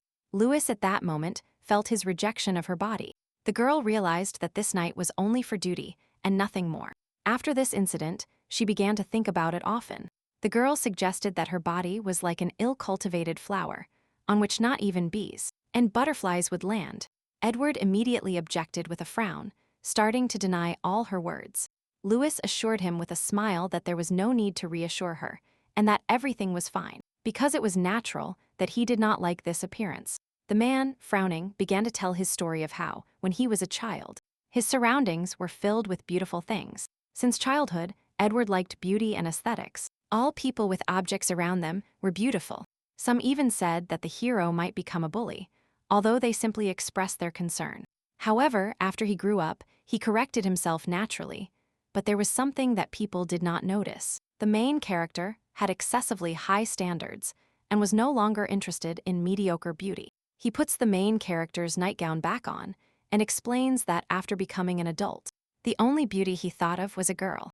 The main character immediately denies it, because the world is full of beauty, and it is probably because the man did not look closely enough at her wounds. The hero will definitely change his mind. She is sure that he will also find it unpleasant and will not want to touch her like Layard. In response to her words, Edward grabs the heroine by the waist and explains that there is only one reason why he will not touch her, and that is that they cannot touch each other without permission. The main character lets the girl go, saying that, moreover, if you compare her to a flower, then flowers seem too weak to her. As far as he knows, there is not a single flower in the world capable of wielding such a sword. No matter how many years they train, he doubts that they will manage to defeat Lewis. The man explains with a smile that he is not saying this to console Lewis, but he sincerely believes so. The girl hesitatingly thanks the hero, looking down. She decides to bring up the topic, saying that it is time for Edward, since the servants should now think that they spent time together. The man asks surprisedly if the heroine's rating is too low for him. She sighs sadly and says that only half an hour has passed until the main character understands why this is not enough.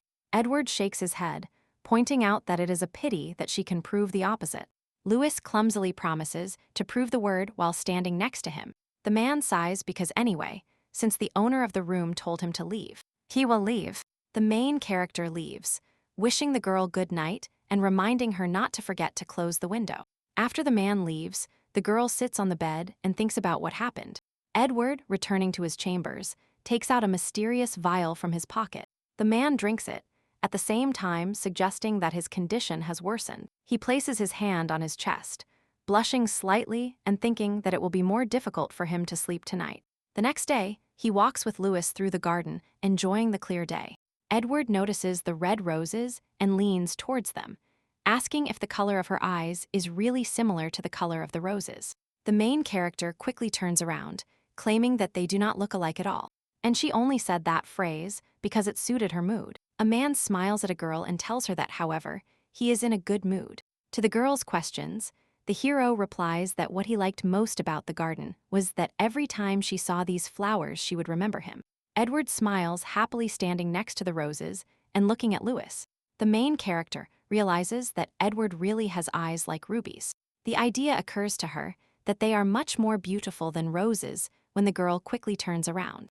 Chasing away those thoughts, Edward, with a smile and a little surprised, asks why the heroine does not deny it when she says with a sigh that she has simply gotten used to his slippery words. The man turned around, directing his attention to the roses. When the girl realized that, as Edward said, every time she looked at a red rose, she would remember him. In the next fencing training, Edward was already fighting with Maction when he suggested taking a break. The main character nodded, approaching the knight.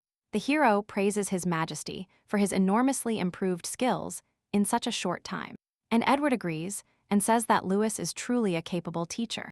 Maction remembers that when he was a child, he also studied with Lewis on days when his teacher was busy. So Edward wants to know about Lewis's childhood. When suddenly the main character cuts through them, she walks towards the men with a real sword. While Edward looks at her surprised, the main character explains that today they are fighting with real swords because a swordsman competition will take place soon. The main character jokingly asks Maction to hire an assassin to train him. Edward noticed that in recent days, classes had started later than usual, and he wondered if something had happened to the girl. She confirms it, but says that everything will be resolved soon, so there is nothing to worry about. While the main characters chat about the impending Riving family banquet, Maction watches them, The knight noticed that these two had been acting strangely for the past few days. Edward offers to make a bet for the main character on whether the lavender will bloom or not. When asked what they are betting on, the man offers a wish. Lewis accepts Maction's inquisitive gaze. He tenses, thinking that this couple has something dangerous. The main character returns to the estate and meets Layard, who asks her surprisedly why she didn't immediately go to the banquet with the Archduke. She explains that she needs to change her dress, and the man invites the girl to change clothes and come down so they can go together. Lewis goes upstairs and accepts his proposal when he calls her again. The hero realizes that in recent days, the girl seemed happy. The girl says that it is all because she had a lover, just as Layard said. She expresses her joy, and when the main character turns around and leaves, her face changes dramatically. Becoming dissatisfied, Lewis is already traveling in the carriage with her husband, and she remembers what happened an hour earlier. Edward told her that something interesting would happen at today's banquet. Miss Isilla would receive a marriage proposal. To the main character's inquisitive gaze, he reminds her that they had dinner with her not long ago. The girl remembers that Isilla is her husband's mistress. Edward shrugs. I guess Count Layard has fun even with such women. As they drive to the banquet, Lewis looks at her husband and silently wonders if he will be okay after hearing about the proposal. The couple gets out of the carriage, and the man wishes the protagonist a good time and says goodbye. The protagonist decides to act and stops her husband, eager to talk. The girl asks him to call her if he needs her, because something bad might happen today. To her surprise, Layard understands what she means by asking if she means the proposal to Isilla. The girl, perplexed, asks him how he knows, while the hero explains that the second son of the Rebelt family will propose to Isilla. The man notices Lewis's sadness and takes her by the chin, asking her not to make that face because the girl was only his mistress, and they enjoyed each other for a while. He reassures the girl by telling her that even though it seems that his lovers are eager to take the girl's place, they understand everything perfectly. In his opinion, no one can become a real wife like the main character. He explains that for him fun is just a dream, but marriage is a reality, and even if he wanders around for a while, he always has a reason to return home, says Layard, and the main character is having fun because when the sun rises, the dream will end. It will end. The girl stays behind, not understanding what she expected from her husband and why she clings to him. Suddenly, a familiar voice calls her, and she turns to see Edward. He smiles and asks her why she is standing still for so long. Maybe Layard was right. Everything was a dream, because ever since Edward appeared in the girl's life, it seemed like she had turned into a wonderful dream. The main character suddenly turned towards the girl and picked up the sword she had left. Every day became agitated, as if she was receiving compensation for the days she spent alone. Edward was a man who would rather appear in a dream than in reality. She looks at him and wonders if this is really a fleeting dream. The main character abruptly leans towards the girl and asks what happened and why she has been silent for so long. She tries to justify herself when the man realizes that something happened. Edward decides to bring up the topic by reminding the girl about their joint bet on whether the flowers in the band field will bloom or not. The man suggests going there immediately because the banquet hall will probably be very boring now. The main character offers to take a seat before the people arrive and extends her hand to the girl. They find themselves in a magnificent garden with a wonderful view of flowers. The girl notices that the buds have not opened yet and laughs. She asks the man if he thinks she won, looking at him with a smile. Edward blushes, looks at the girl, and does not answer. Lewis bends down to look at the flowers and says that they are still beautiful, and that they should be even more beautiful when they bloom. The main character understands that Edward also knows that it is too early for them to bloom, and thinks that he did it on purpose to cheer her up. She asks him if a wish can come true. The hero shakes his head apologetically, replying that he cannot admit defeat at the girl's surprised gaze. He says that an unforeseen event may occur. Lewis jumps up, pinching the man's shoulder and telling him that he must keep his promises, to which the hero smiles and asks her to treat him carefully, because he still has to participate in swordsman competitions. The main character smiles at his light jokes and cheerful atmosphere.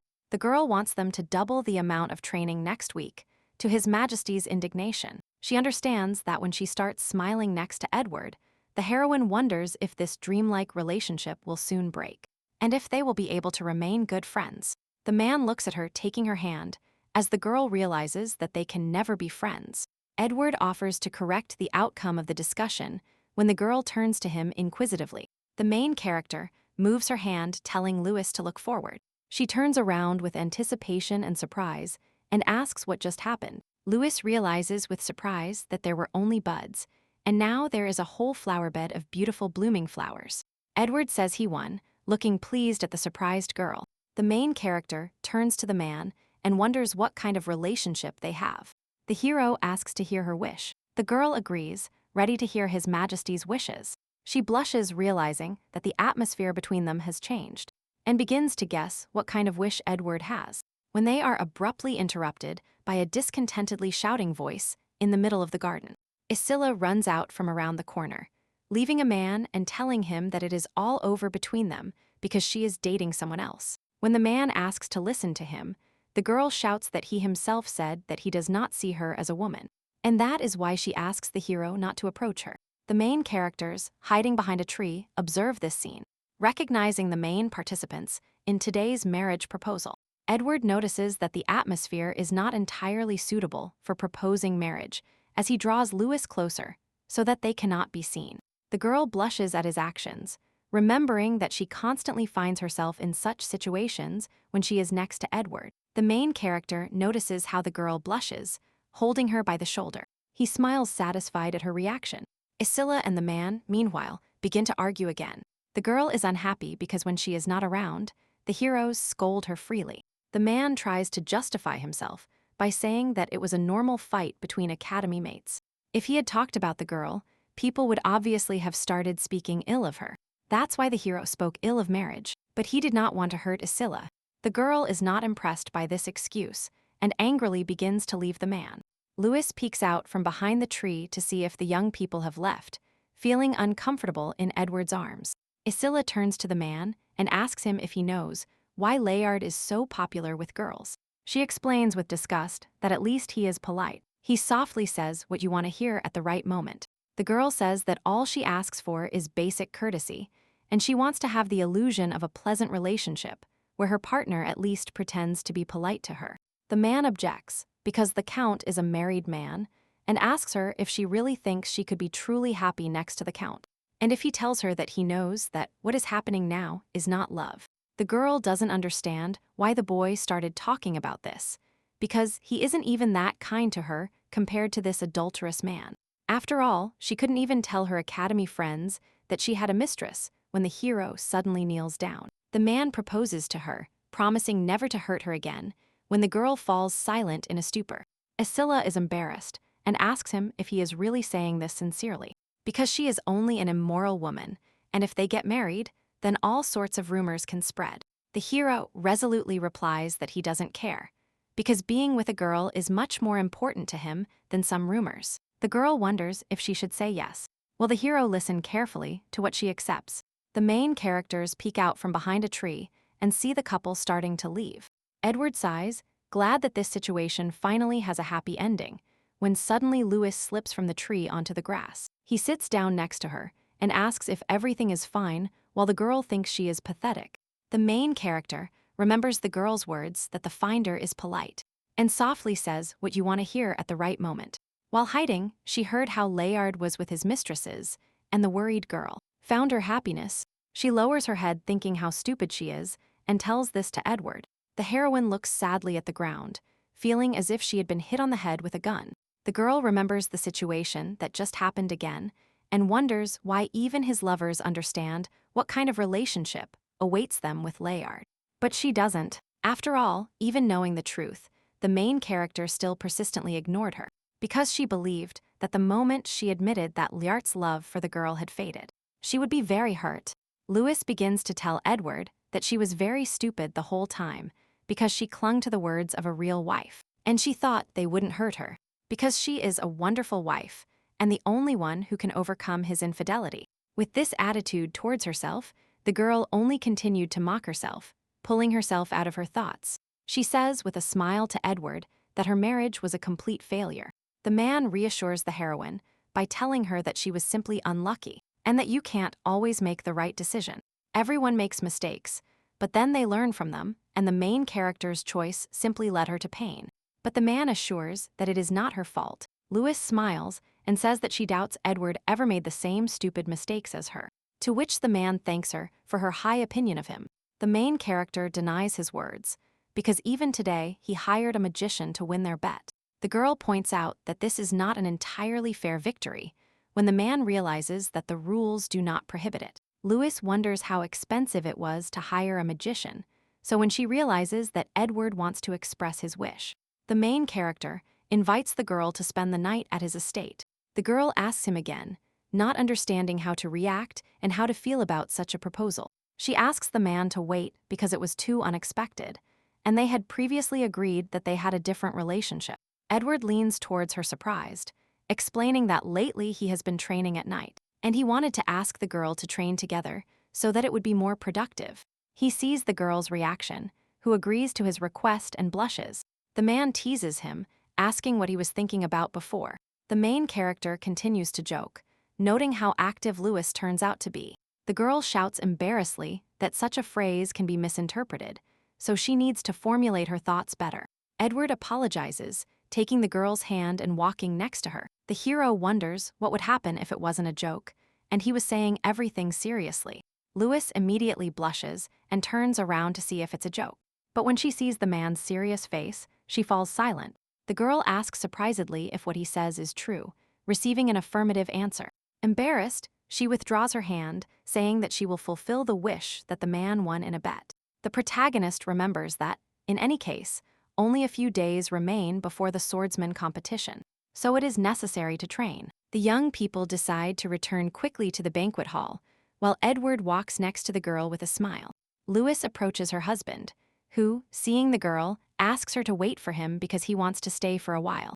To her surprise, she simply remains silent and says that this does not concern her. A girl with an indifferent face reports that she is not going home tonight. Layard is surprised by this behavior and asks her again, but he doesn't wait for an answer because the Archduke approaches Lewis from behind and asks if they have finished talking. The main character looks happy next to Edward, but when she turns to her husband to ask if he cares, her face becomes indifferent again. The main character wants the Count to have a good night by taking the girl's hand. The man wants to have a good time in return, while he watches a couple of young people walk away. He sees Lewis smiling happily, holding Edward's hand, and clearly doesn't like it.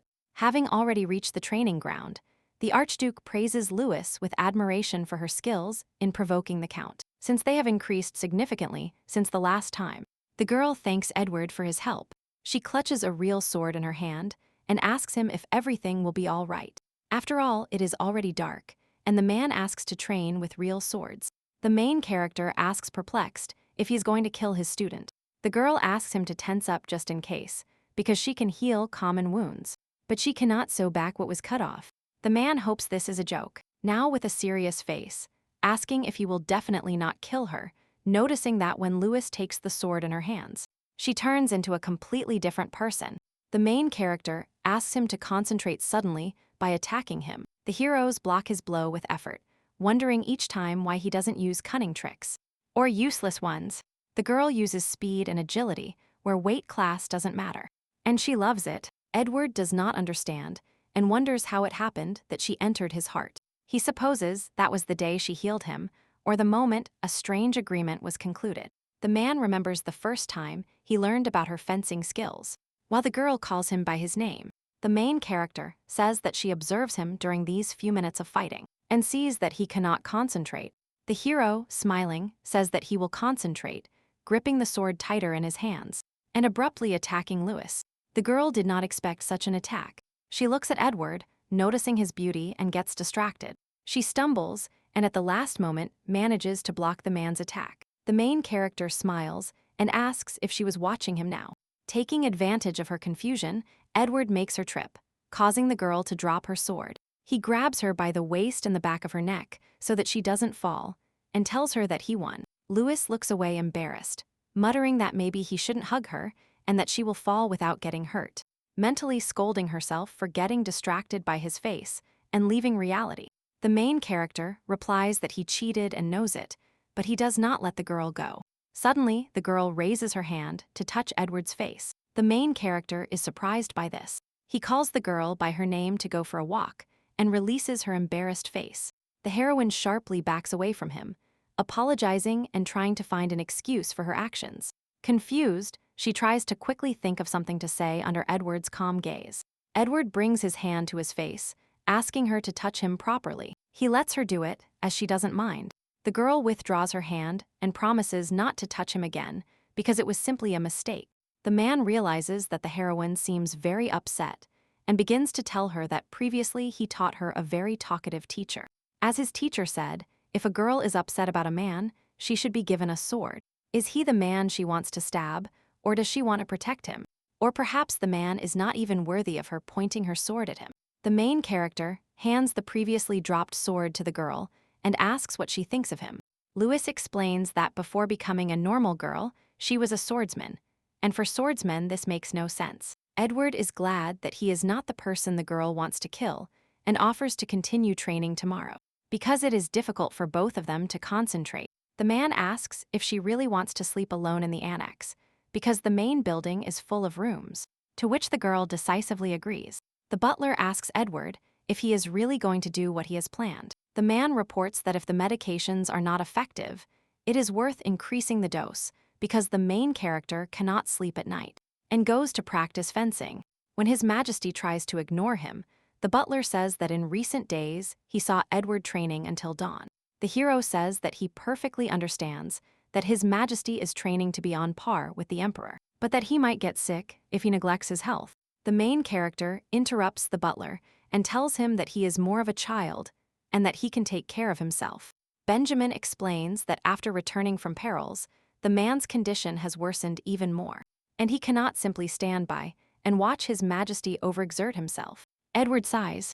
They say he just doesn't sleep well, and if someone finds out, they will think he is sick with something fatal, to which the butler objects since insomnia for several years is a fatal disease. The main character ignores the man, saying that due to the butler's complaints, the desire to get out of the way completely disappears. Benjamin is lost in his thoughts because 7 years ago the former emperor suffered a mysterious death. Since then, attempts have been made on His Highness every day. It was because of this that his sleep first became restless and then turned into insomnia. It was painful to watch how His Highness could barely endure it. So now Benjamin's concern was not unreasonable. The emperor was pushing Edward too hard.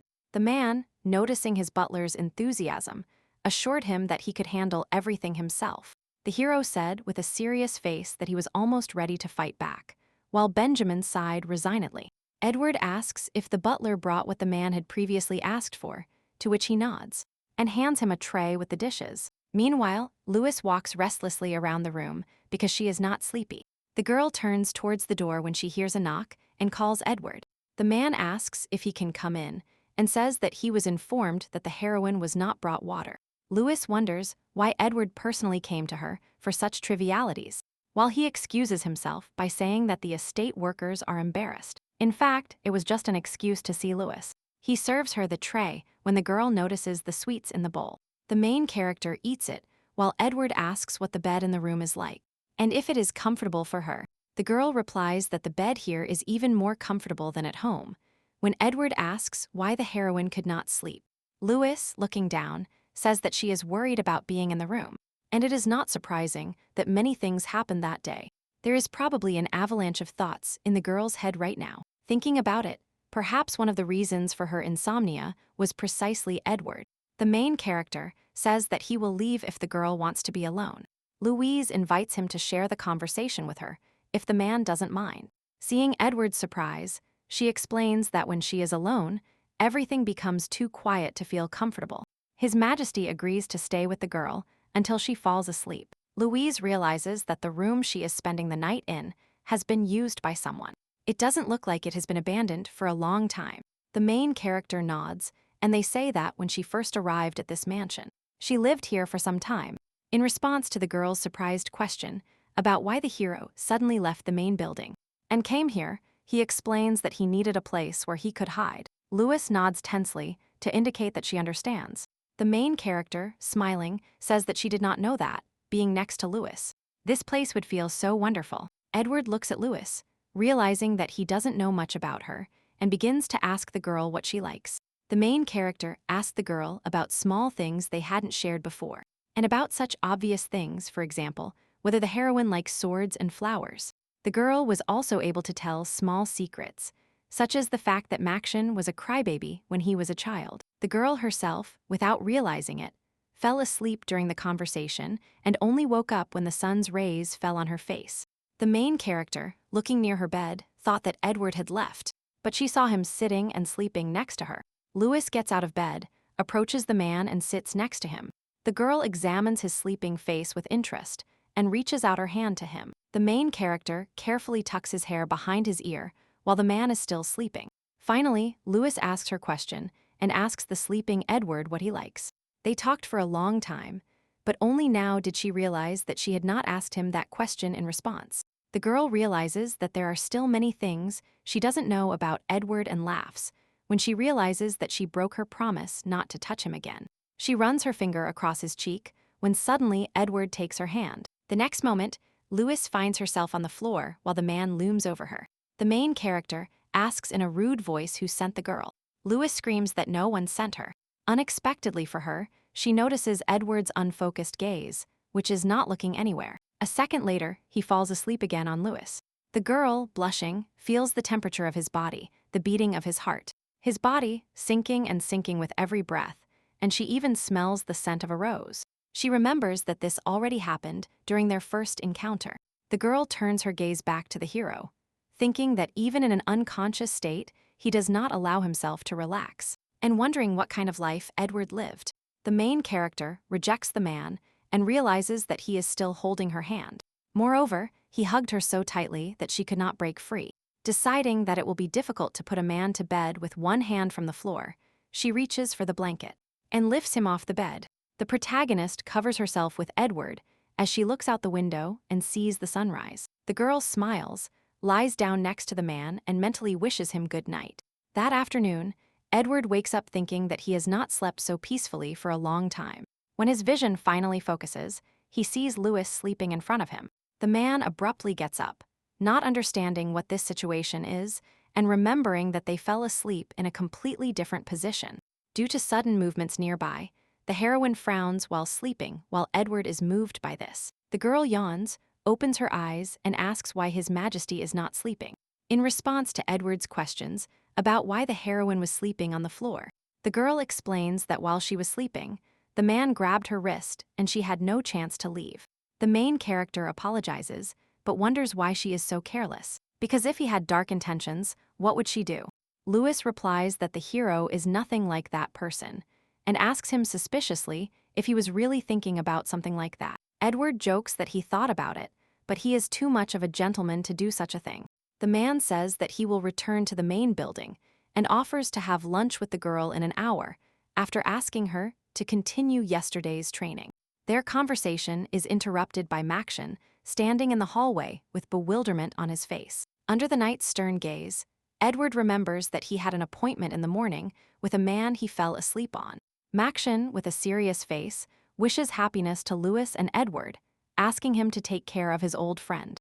Even though they are having a simple love story, His Majesty tries to rectify the situation, explaining that the knight misunderstood everything when. In shock, he suggests that Edward was simply playing with Lewis's heart. After several minutes of explanation, Makshin realizes that he has thought too much. Edward expresses his wish that Miss Lewis and Count Layard legally divorce, to which Makshin agrees, because he also wants Lewis and His Majesty to have not just an affair, but an official relationship. The main character shakes her head, saying that she is not talking about that at all, but that if they were to carry out their plan, being the Count's wife, Miss Louise would be in danger. The knight nods, understanding the situation, but pointing out that the Count will not divorce Louise simply because he married her for some reason. Edward smiles and says that he is going to prepare bait, something that the Count will find desirable. But first, he will ask for a divorce. Maxim asks surprisedly, what kind of bait is this? And what does the Archduke mean? While His Majesty assures that the knight also knows what kind of bait this is, something that no one in the Empire can refuse. Time passed quickly, and the qualification stage of the sword competition began. Edward stands in the crowd, noticing that there are many people and not remembering that the festival has always been like this. Lewis asks the hero why he is participating in the final, to which he explains that those who return from perils are subject to an exclusive right. Suddenly, a man sees a shop with people betting on winnings and invites the main character to try. Edward offers to bet on him as the girl's student, which she is not enthusiastic about. His Majesty is upset because the girl does not want to bet on him when Maction calms him down. Promising to bet on him, Lewis says it's time to go, as she said before, and says goodbye to Maction and Edward. The man asks the knight if he knows anything about why Lewis has been so busy lately. Maction, thoughtfully, remembers that the other day the girl was busy taking care of the garden, because now is the time for the roses to bloom. The main character smiles satisfied and asks what seats they have, to which the knight replies that he reserved seats with a good view. Edward is surprised that the audience is so happy because it is only the first day of the tournament, when Maction reports that a very well-known person in the alleys is about to come out. The first participant in the qualification stage competition is announced by the loudspeaker. This is Volshin. He had good strength, so people followed him. The next participant in the competition was Benny, a man covered with a mask. The crowd in the stands began to discuss the size difference between the two opponents, immediately assuming the defeat of Benny. The loudspeaker points out that it is unusual for the participant to have come with a mask.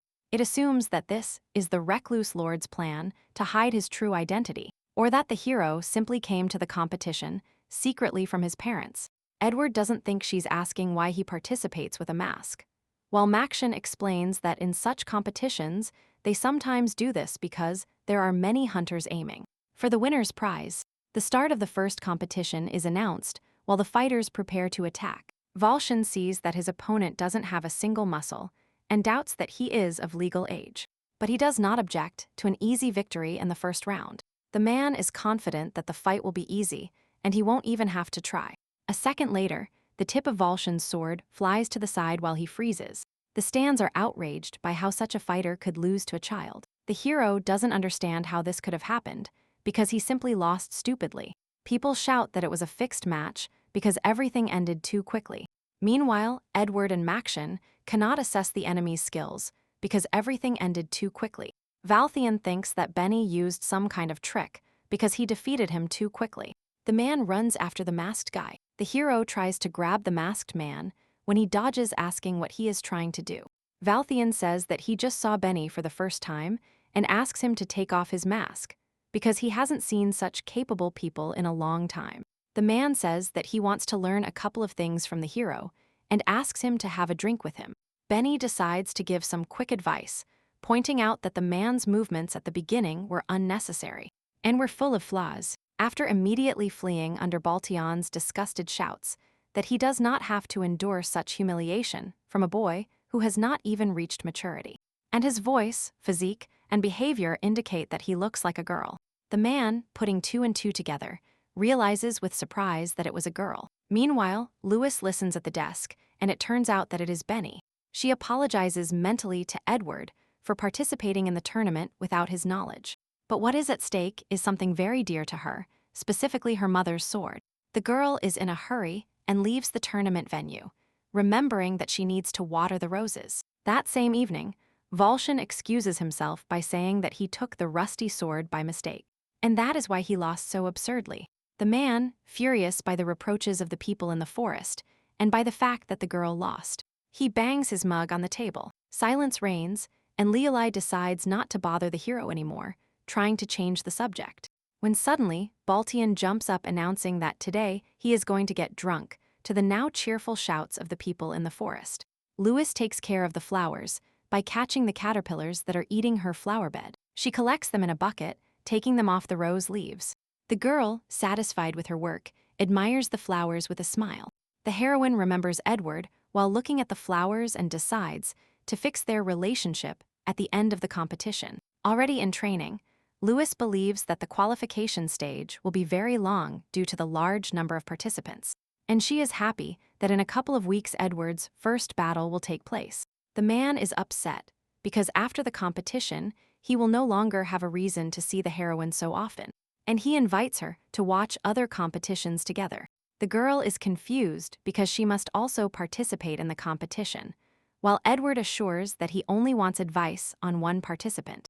The main character says that Benny won in a fraction of a second, so it is very difficult for her to assess his skills. That's why the man wants Lewis to analyze him. She refuses, trying to find an excuse, because so far she cannot directly say that she is participating in the contest.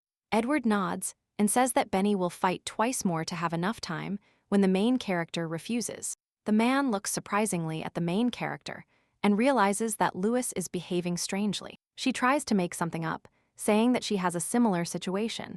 The girl falls silent because if she tells the truth now, the man will think that she betrayed him. First, she trained him to win, and then she applied to participate behind his back. The protagonist decides to disguise the truth by saying that she shares physical contact. Edward freezes in shock and asks if he heard correctly. Lewis, to his surprise, explains that this is some kind of exercise, in a sense, similar to what she has with Edward. The man thinks that he has found a new lover to whom she gives her body. The main character believes that the girl is not the type of person that someone on the side can especially receive, and he asks her if this is what she is thinking about. The girl weakly nods, and Edward is perplexed by such news. Lewis, thinking that the man guessed about her participation in the tournament, begins to apologize for not telling him earlier. The man thinks that the heroine has a new lover and asks her why she did this because she has Edward. The main character replies that she wanted to entrust it to him, but this decision was better for her. Surprising the man, she apologizes again. I think he is probably angry about this situation. The hero thinks what kind of scoundrel he is, that Miss Louise considers him better than Edward. The man supposes that her new lover is Carlo, a mercenary with outstanding skills and appearance, who often appears on the pages of romance magazines. Edward clarifies his assumption and receives an affirmative answer. The man says that he will definitely hurt her, since Carlo has long been known for his affairs, and he asks her to think again. Lewis is surprised that the main character believes that she will already lose in the qualification stage, and asks him if he really thinks so. The hero nods and replies that he does not agree with her decision. Edward reports that this time, he will not be able to support the main character. He asks the girl to change her mind and change her decision.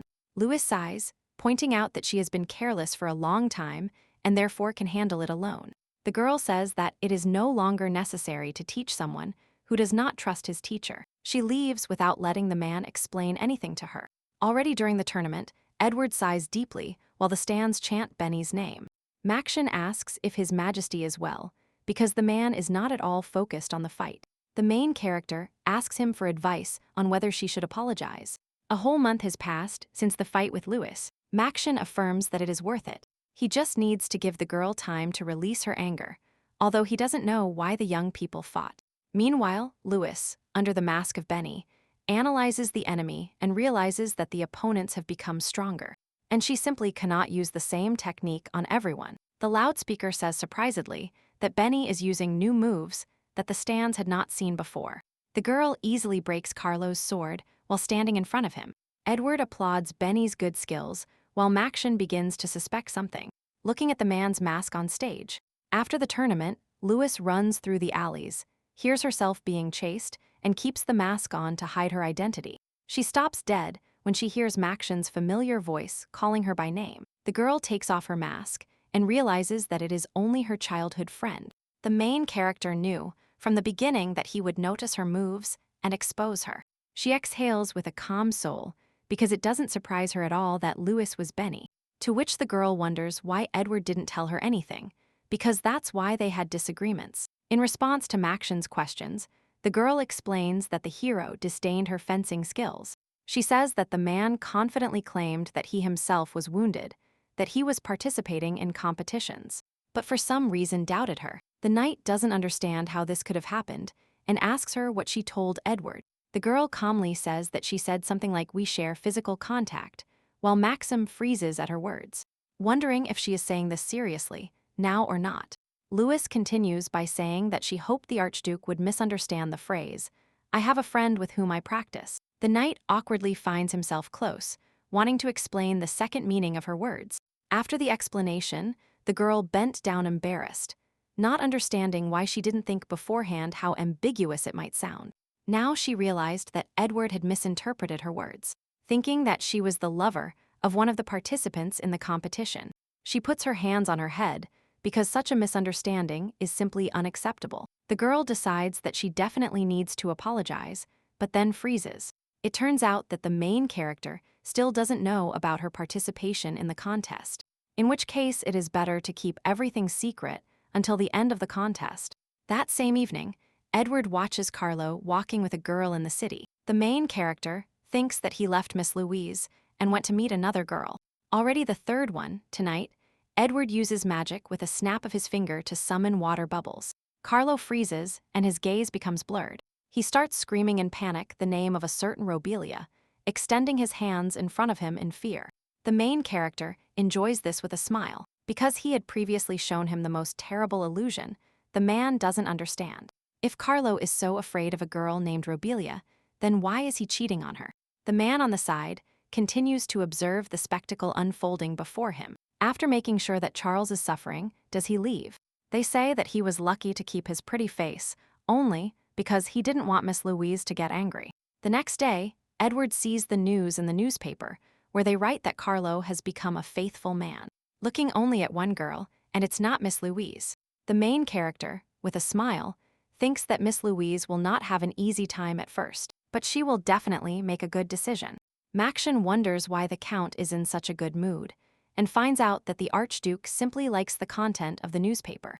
The knight remembers how Louis asked him to keep her participation in the contest a secret. However, the girl really asked for help in clearing up the misunderstanding that had occurred earlier with Edward. Seeing this, Maction realized that there was nothing to worry about and that everything was already done by him. His Highness won the semifinals without problems, and the knight was happy that the misunderstanding between the Archduke and Louis would soon be resolved. As expected from Edward, who returned to perils, he easily defeated his opponent even in the semifinals, and only Maction realized that His Highness was using magic deceptively, because the enemy's poor condition was the basis. However, this was admirable since not everyone can do this. It is necessary to control magic so that even imperial mages cannot detect it. His Majesty awaits the final test, pitying Benny, confident that victory is in his pocket. The man asks the knight if there was a silver-haired girl among the participants. Maction shakes his head, and the main character cannot believe that Lentia did not come for her sword. Edward looks into the future and decides that when he becomes emperor, he will immediately return the sword to where it was. The hero wants to find Lentia later, no matter where she is. Maction wonders how His Highness will react when he finds out that he found his daughter instead of Lentia. The day of the final soon arrives, and everyone anxiously waits to see who will win. The emperor shakes the man's hand, expressing his joy that he came, and asking if the temple is causing the high level of participation this year. His Majesty asks the hero to continue ensuring that God's protection reaches his empire. The emperor smiles mischievously, clearly planning something. The finalists of Duke von Lindemann are announced by loudspeaker, and suddenly a masked swordsman appeared, the rising star sword killer Benny. The crowd in the stands wonders why both heroes are not wearing armor, because the participants are likely to be very tough in the final. Edward notices familiar features and movements in Benny. When the swordsman looks directly at the Archduke, he recognizes Miss Louise under the mask. The loudspeaker asks them to greet each other, while Louise greets the man. The main character, as he had previously assumed, recognized the girl by her voice. Now he understands where Benny got such skills from, but wonders how it happened, and why the girl participates in competitions, to which he promises to explain everything later. The man apologizes for his previous behavior and says that the girl is free to choose her lover. Edward decides to test his conjectures by asking the main character if she participates in sword competitions to punish her dissolute lover, to which she receives a negative answer. Louis whispers that her only lover is not a slut, and this reassures the man. The crowd is discussing a new type of fight, since after bowing to each other as a greeting, the men remain standing motionless at all. The girl says that she came for a prize, or rather the sword of Lentia, the dragon slayer. Edward smiles and says that he does not know the main character's circumstances, but that he will abide by her words, to which the girl nods, expecting a fair fight. The loudspeaker announces the start of the battle, and the heroes rush at each other. The Archduke blocks Louis's blow, gripping the seats tightly in his hands. He can barely withstand the girl's pressure and decides to defend himself. Maxim Tribune realizes that the protagonist is defending herself well from Louis. The Emperor, watching the fight, wonders who Benny is and cannot believe that for the first time in a long time he has discovered such a person. The main character points out that the girl's balance is off, while Louis reminds him that Edward has defeated her before, even though even the girl's battles with Maxim always ended in the man's defeat. And although the Archduke's victories were just an accident, according to Louis, luck is also a force. Enthusiastically, Edward attacks the girl and decides to act. Either way, the prize is too good, especially when the last battle ends. The relationship between the heroes, as a student and teacher, will also end. Since Miss Louise realized that Layard has not changed, the meaningless relationship of the lovers will also have ended. Therefore, the man simply hopes that their reunion lasts as long as possible. Unexpectedly, while the main character is drowning in her thoughts, Louise changes her posture. The girl, with a light and sharp movement of her hand, pushes the main character's sword away. She holds the sword blade against Edward's throat while he recognizes her undoubted victory. He looks at Louis and asks if she knows how he feels. To his question, the hero replies that he really missed the girl. The main character smiles and admits that she also missed the main character while they were arguing. The loudspeaker announces Benny as the winner and says that the award ceremony will begin immediately. The Emperor asks Benny and Edward to step onto the podium, to which the Archduke is surprised because usually only the winner steps up. The main characters obey, while the man assumes that they were summoned for comparison. They walk while the crowd shouts at Benny to take off his mask and reveal his identity, but Louis is not sure if she is ready to do this. The man understands that if Louis's identity is revealed, it will be difficult for her in many ways. Besides the fact that she is also Layard's wife, who supports the Emperor, the main character does not want the girl to get involved in all this. The young people present themselves before the Emperor, who praises Benny for his victory and excellence. The man wants to see what the winner of the displaced heir to the throne looks like and wants to replace him. Meanwhile, Volshin steps onto the podium after suffering a slight defeat in the qualification stage. After revealing Benny's skills, it became clear that the man did not lose because he was not skillful. The hero is depressed by the fact that his recognition has fallen below the pedestal. And if it is revealed now that Louis is a girl, her reputation will never recover. The Emperor agrees with the crowd because he himself is curious to know what is hidden under the mask. He is interrupted by a shout about important information that Baltian wants to tell. The man introduces himself, running to the center of the arena, saying that he has always trained to protect the Empire. People wonder what the hero is going to do while bowing, asking permission to tell something about Benny. Edward turns, confused, to Louis, who also doesn't know what's going on. The Emperor is tense, but he gives the hero permission to share whatever information he wants. His Majesty turns on the magical loudspeaker, expecting important information. The man says that even if His Majesty finds it difficult to confirm the identity of the participants in these competitions, he showed courtesy by allowing swordsmen whose identity cannot be established to participate in these competitions. The hero, bowing his head, asks not to reveal Benny's identity, because if this happens, many talented people will hide in the shadows. The Emperor is annoyed that the man is saying unnecessary information, wasting time. Meanwhile, Maxim, to protect Louis, starts shouting that Baltian is right. The Emperor understands that Baltian said absurd nonsense, but it would be good to use this for the image of a good emperor. He reports that he heard and saw the problem of revealing his identity in public and will follow the man's will. But since this concerns the imperial family's treasure, the man must know to whom he is giving it, and he asks Benny to come. Louis is nervous and wonders if the Emperor will recognize her when she takes off her mask, something that he has seen several times in the banquet hall. The girl wonders what will happen if she asks to keep her identity secret, or what he will answer if the Emperor asks her about her fencing skills. Edward, seeing the girl's excitement, calms her down by telling her that nothing bad will happen. The man asks her to remember that her name is now Benny of Cassar. He asks the girl to trust him, and the heroine agrees. The main character rises towards the Emperor when Edward snaps his fingers, and a faint glow appears near his hand. At the same time, Louis introduces herself by the name Edward told her. When the Caesar Lindemann family asks her if she is a girl, she hesitantly replies affirmatively. Trusting Edward, the Emperor frowns and orders her to take off her mask, since Kasser is the family that protects the former heir.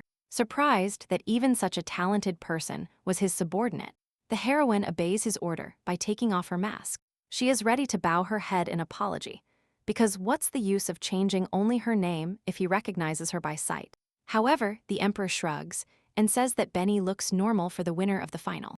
Usually, those who hide their face under a mask hide something impressive. His Majesty's mother smiles and praises Benny, pointing out that he looks like a kind person, while Louis is surprised that he communicates so closely with members of the imperial family. The emperor hands her Lenscha's sword, and the girl thanks him. The main character carefully takes the sword in her hands and examines it. She remembers that this is the same sword her mother told her about. The girl is happy about this and approaches the Archduke thanking him for his help. The man is happy for Louis, although he could not keep his promise to Lenscha. He is not sad because he sees a happy girl. The main character asks how Edward managed to make the emperor not recognize her, to which the man replies that he simply asked a magician he knew. The girl wonders what kind of magic it is that makes her look like a completely different person when the emperor announces that he will soon give a speech. A huge hologram appears above the arena, calling for attention from the residents of Ceylon. The emperor announces that, with the active support of the public, the competition ends today.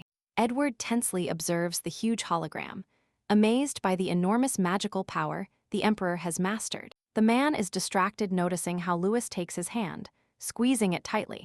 She explains that the tremor has not passed yet, so it will be calmer for her being like this.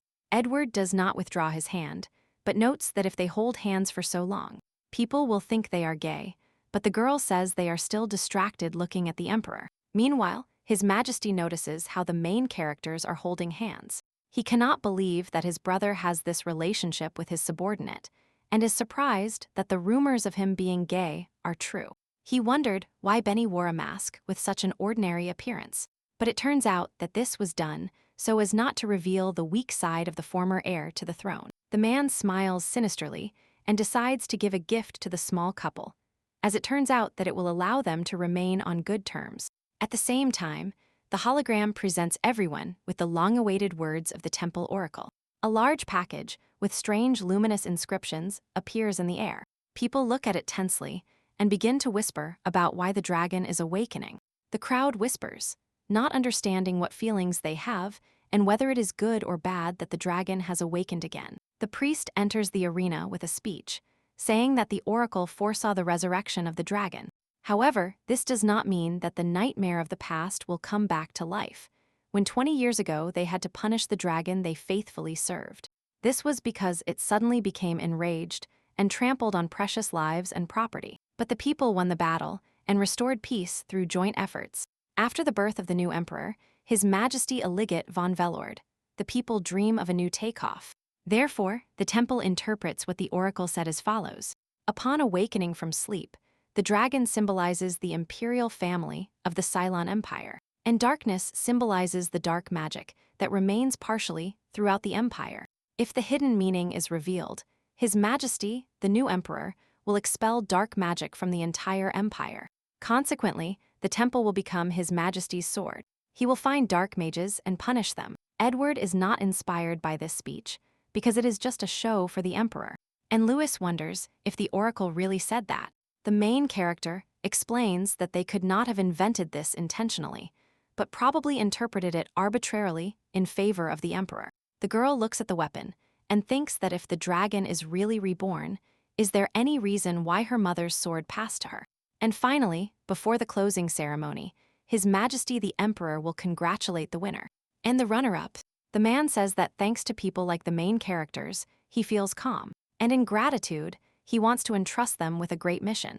By completing it, they will be able to protect the empire. The main character is cautious and does not understand what her brother is doing at this moment, while the emperor talks about the strange phenomena that arose in the forest after the death of the black dragon. The hero orders the victorious Sir Benny and Sir Lindemann to go to perils and reveal these phenomena, in addition to discovering the reason for their appearance. Edward thinks that this is a failure because Miss Louise also fell under the hot hand, even though he wanted to attract the winners to his side. The man bows to the emperor, saying that he submits to his will, but he wants to declare that Benny will not go with him, when the main character suddenly accepts the mission. The emperor says, with a smile, that he will depart for them in a month, while Edward remains in a stupor amidst loud applause. The main character apologizes to Lewis, promising to think of something and assuring that even if she does not participate, the emperor can somehow be tricked. The girl asks the hero not to worry, telling him that she lived in perils for 20 years. Later, Machen and Lewis explained everything to the man so as not to worry him anymore. Edward is surprised and still cannot believe that everything the heroes tell is true. He did not expect that the girl would turn out to be the daughter of Lensha, who had lived in perils for so long. The Archduke directs his attention to Machen, surprised that he lived with Lewis, and the knight, as an apology, says that it was in the deepest childhood. The man regrets hearing such news about Lensha. He talks about how she was his teacher, even if for a short time. Edward asks if the Count knows Lewis's past, to which he receives a negative answer, but she explains that her husband only knows her maiden name, and no one knows who the girl's mother is. The protagonist realizes that she hides many things from her husband, and decides to ask him how he can tell her that she must go to perils. The man immediately becomes sad and says that he does not want the girl to go on a mission, and that he will try to find a replacement for her, since her appearance can be changed with magic. The girl wonders why the main character so insistently wants to leave her in the city, to which he immediately replies that the man does not want to endanger Lewis. The main character looks at the hero reproachfully, because that is what he says to the one who lost the fight with her. The man explains that this is not the only reason, since all the knights going on an expedition are men, and during an overnight stay, 2 people must sleep in the same tent, so he cannot allow Lewis to go with him. The girl says that in that case, she can sleep with Maxim. To such a proposal, both men jump up, interrupting her and forbidding her from sleeping with anyone in the same tent. The protagonist does not understand what the problem is, because she lived with the knight for a long time. She even remembers that Maxim saw her bathing, and that the man makes excuses to Edward. They say that this happened in a distant childhood. The girl promises not to bother her friend like before, but he still refuses. Louise, angry, says that she was the one who received the order from the emperor, and that it is impossible to send someone else in her place, especially since the girl has already decided to leave, so that she can sleep outside alone. Edward gives up, no longer tries to dissuade her, and offers to prepare another tent that only she can use, and guarantee the safety of the girl from beginning to end. The protagonist, having achieved her goal, happily thanks the Archduke. Lewis remembers that there is another problem, and says that it would be good to divorce Layard before leaving. The men are shocked by her decision, and ask her if everything will be all right. The girl laughs, and explains that it would be strange to report that she suddenly went on a trip with her lover. And even more so, after a while, she accepted the fact that this marriage makes no sense. That evening, Machen serves drinks for His Majesty, and in an attempt to support him, he says that he understands the hero's feelings, since he also wanted to attract Lewis. But he feels uneasy, because everything turned out this way. Edward quickly drinks a glass, and realizes that the girl promised that she would participate in the expedition. And she didn't say that she would participate in betrayal. If she is involved with men now, she will also become a cheater, and in a bad situation. She will suffer serious damage. The main character understands that since everything turned out this way, they must find another way. Even if they embark on an expedition now, the heroes will be able to change direction in the middle of it. He offers to find a suitable place for Miss Louise, where she will teach fencing in a secluded area, and far from the capital.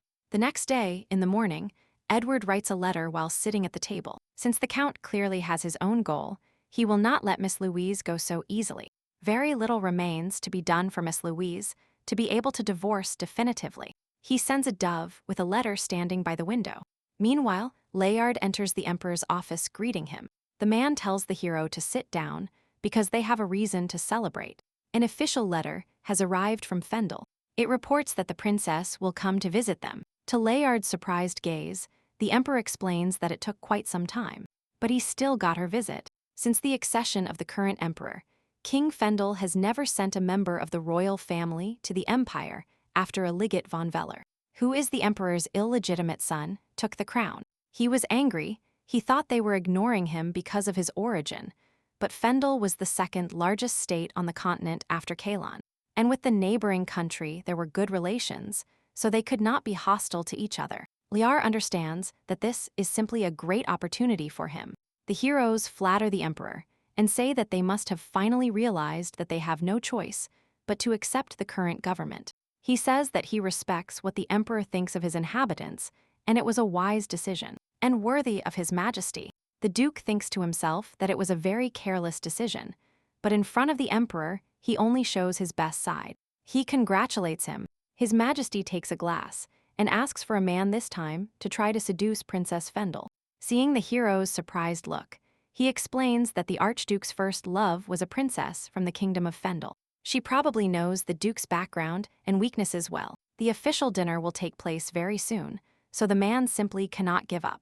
Layard hesitantly lowers his gaze. He says that he is not that skillful in seduction, and if the princess is beautiful, she probably won't care about her like him. The emperor reports that besides her coming to Ceylon, there are rumors that she decided to honor them with her visit to find a man who can bring to her harem. But she doesn't seem satisfied with boys from her country.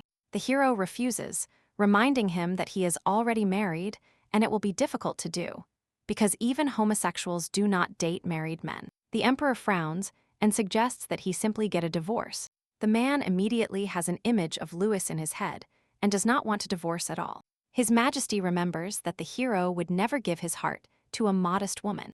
The emperor is right, because the reasons for the Yard's marriage to Louis are obvious.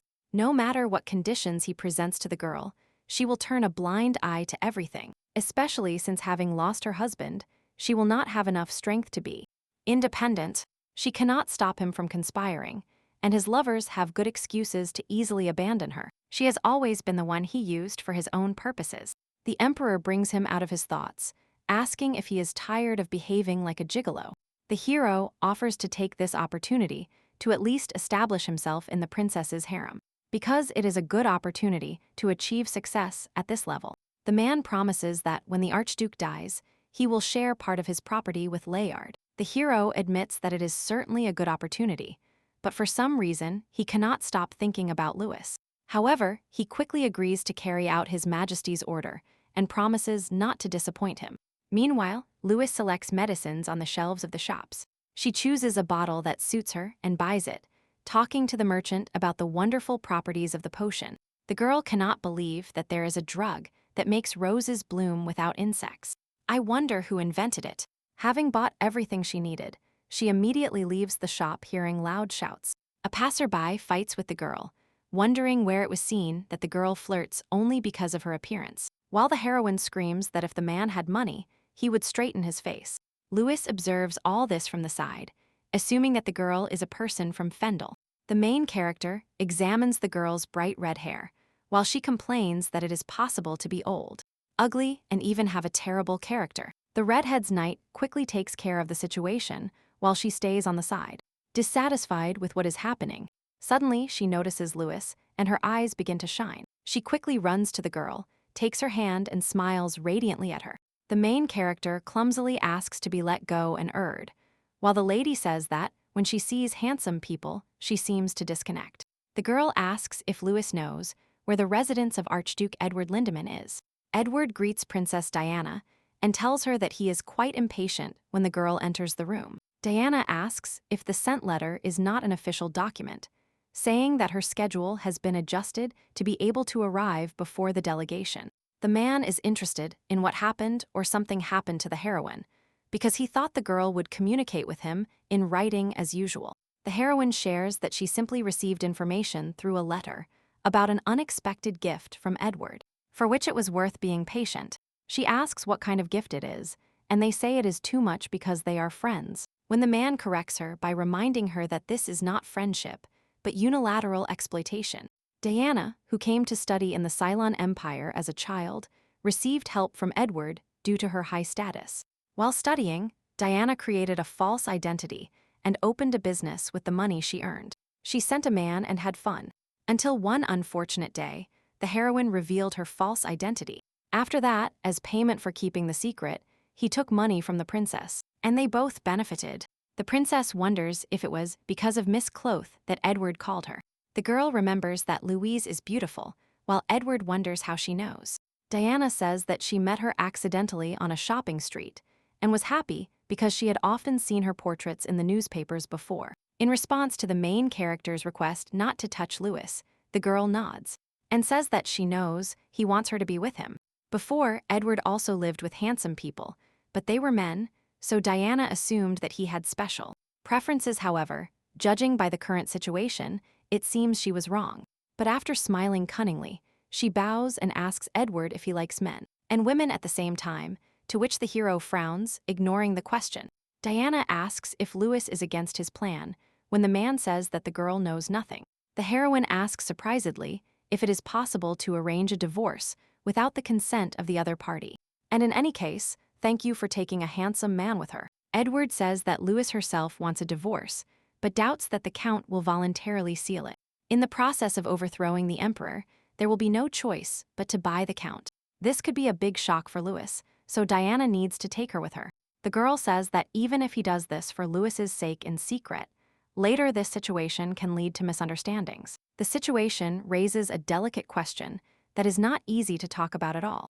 Diana says that she is only worried about the main character and gets up and tells him that he should go see how his beauties are doing. The man gestures to her and tells her that he has prepared a document analyzing the current situation, and when the butler leaves, he will give it to Diana. At the end of the expedition, the hero plans to return to the capital and start an uprising. And to protect the girl, he decided that Louis did not belong there.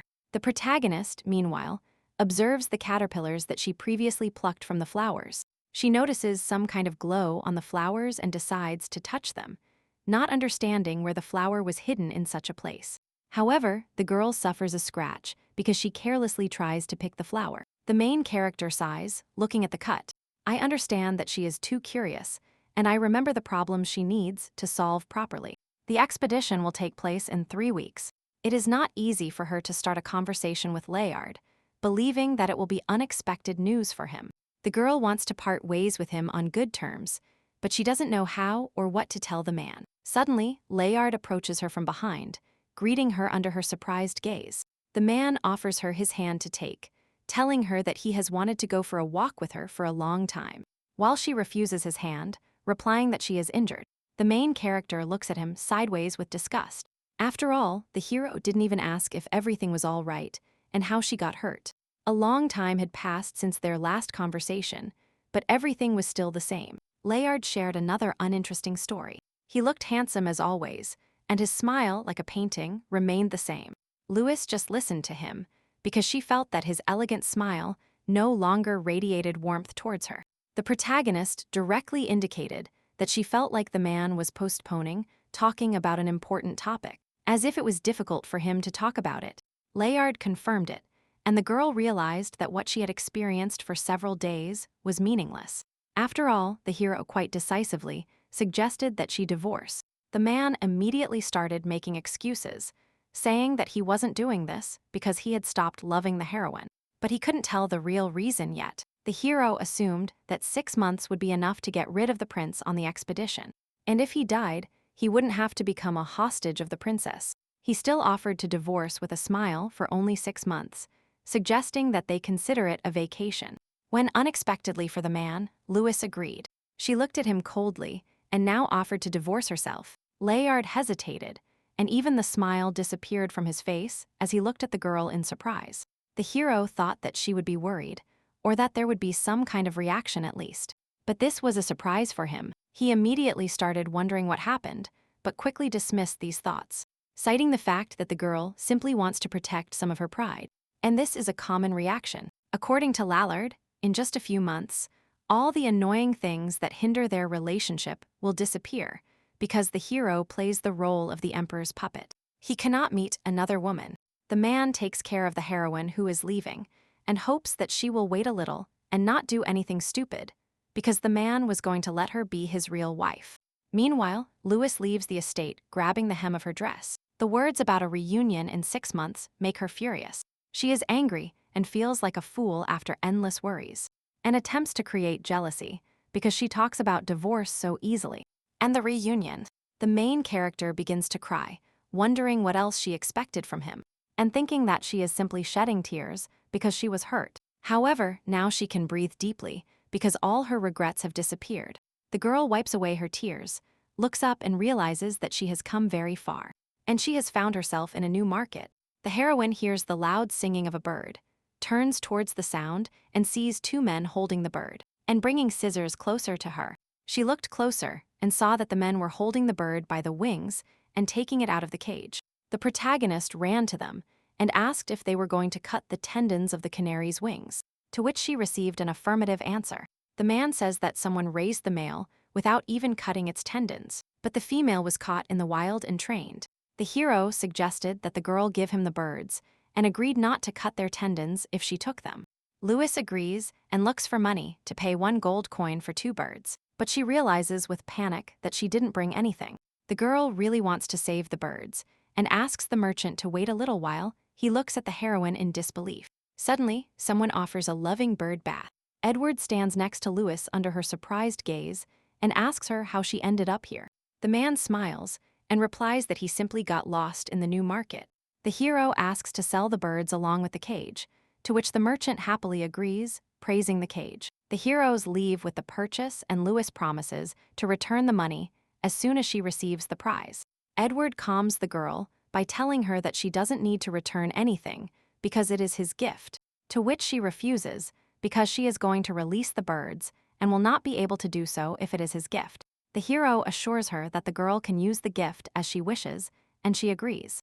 Lewis thanks him while the hero notices marks near her eyes and asks if she cried. The girl clumsily rubs her eyes and asks how much it shows, while the hero is surprised at how scared she was. The protagonist explains that she cried not because of lack of money, but because of her husband, who decided to divorce. She says that Layard was the first to talk about divorce, and although she still thought about breaking up, the girl was suffering. Louise says that not everything turned out as she expected. The time spent with her husband was in vain, and she was disappointed in herself. Edward looks at her with regret and, in an attempt to cheer her up, says that the girl did nothing wrong. The girl begins to say that she has a secret. In truth, she has never been a naive and simple village girl. Although the protagonist did not know the world well in the past, she began to understand something. The moment the girl signed the marriage contract, she was a complete fool. Lewis already understood everything at that time, but she signed anyway. The cells surrounding her protected her and deprived her of oxygen. The girl needed light, energy, home, and family, and Layard's offer seemed tempting to her. The heroine sighed, realizing that the man was using her, but she was also using him in return. Of course, there was some love. Otherwise, the girl would not have felt so hurt by their separation. She had been ready to break up with Layard even earlier, but she didn't want it to end with the girl being driven away. The main character looks at the man and asks if he will help her carry out her plan. Layard approaches the stairs, meets Lewis there, and asks if she slept well. He notices a suitcase in her hand and is surprised that the girl has already packed everything. The man tells Lewis that he has prepared a residence for her where she can live and wait for 6 months. Lewis interrupts him by saying that this is not necessary.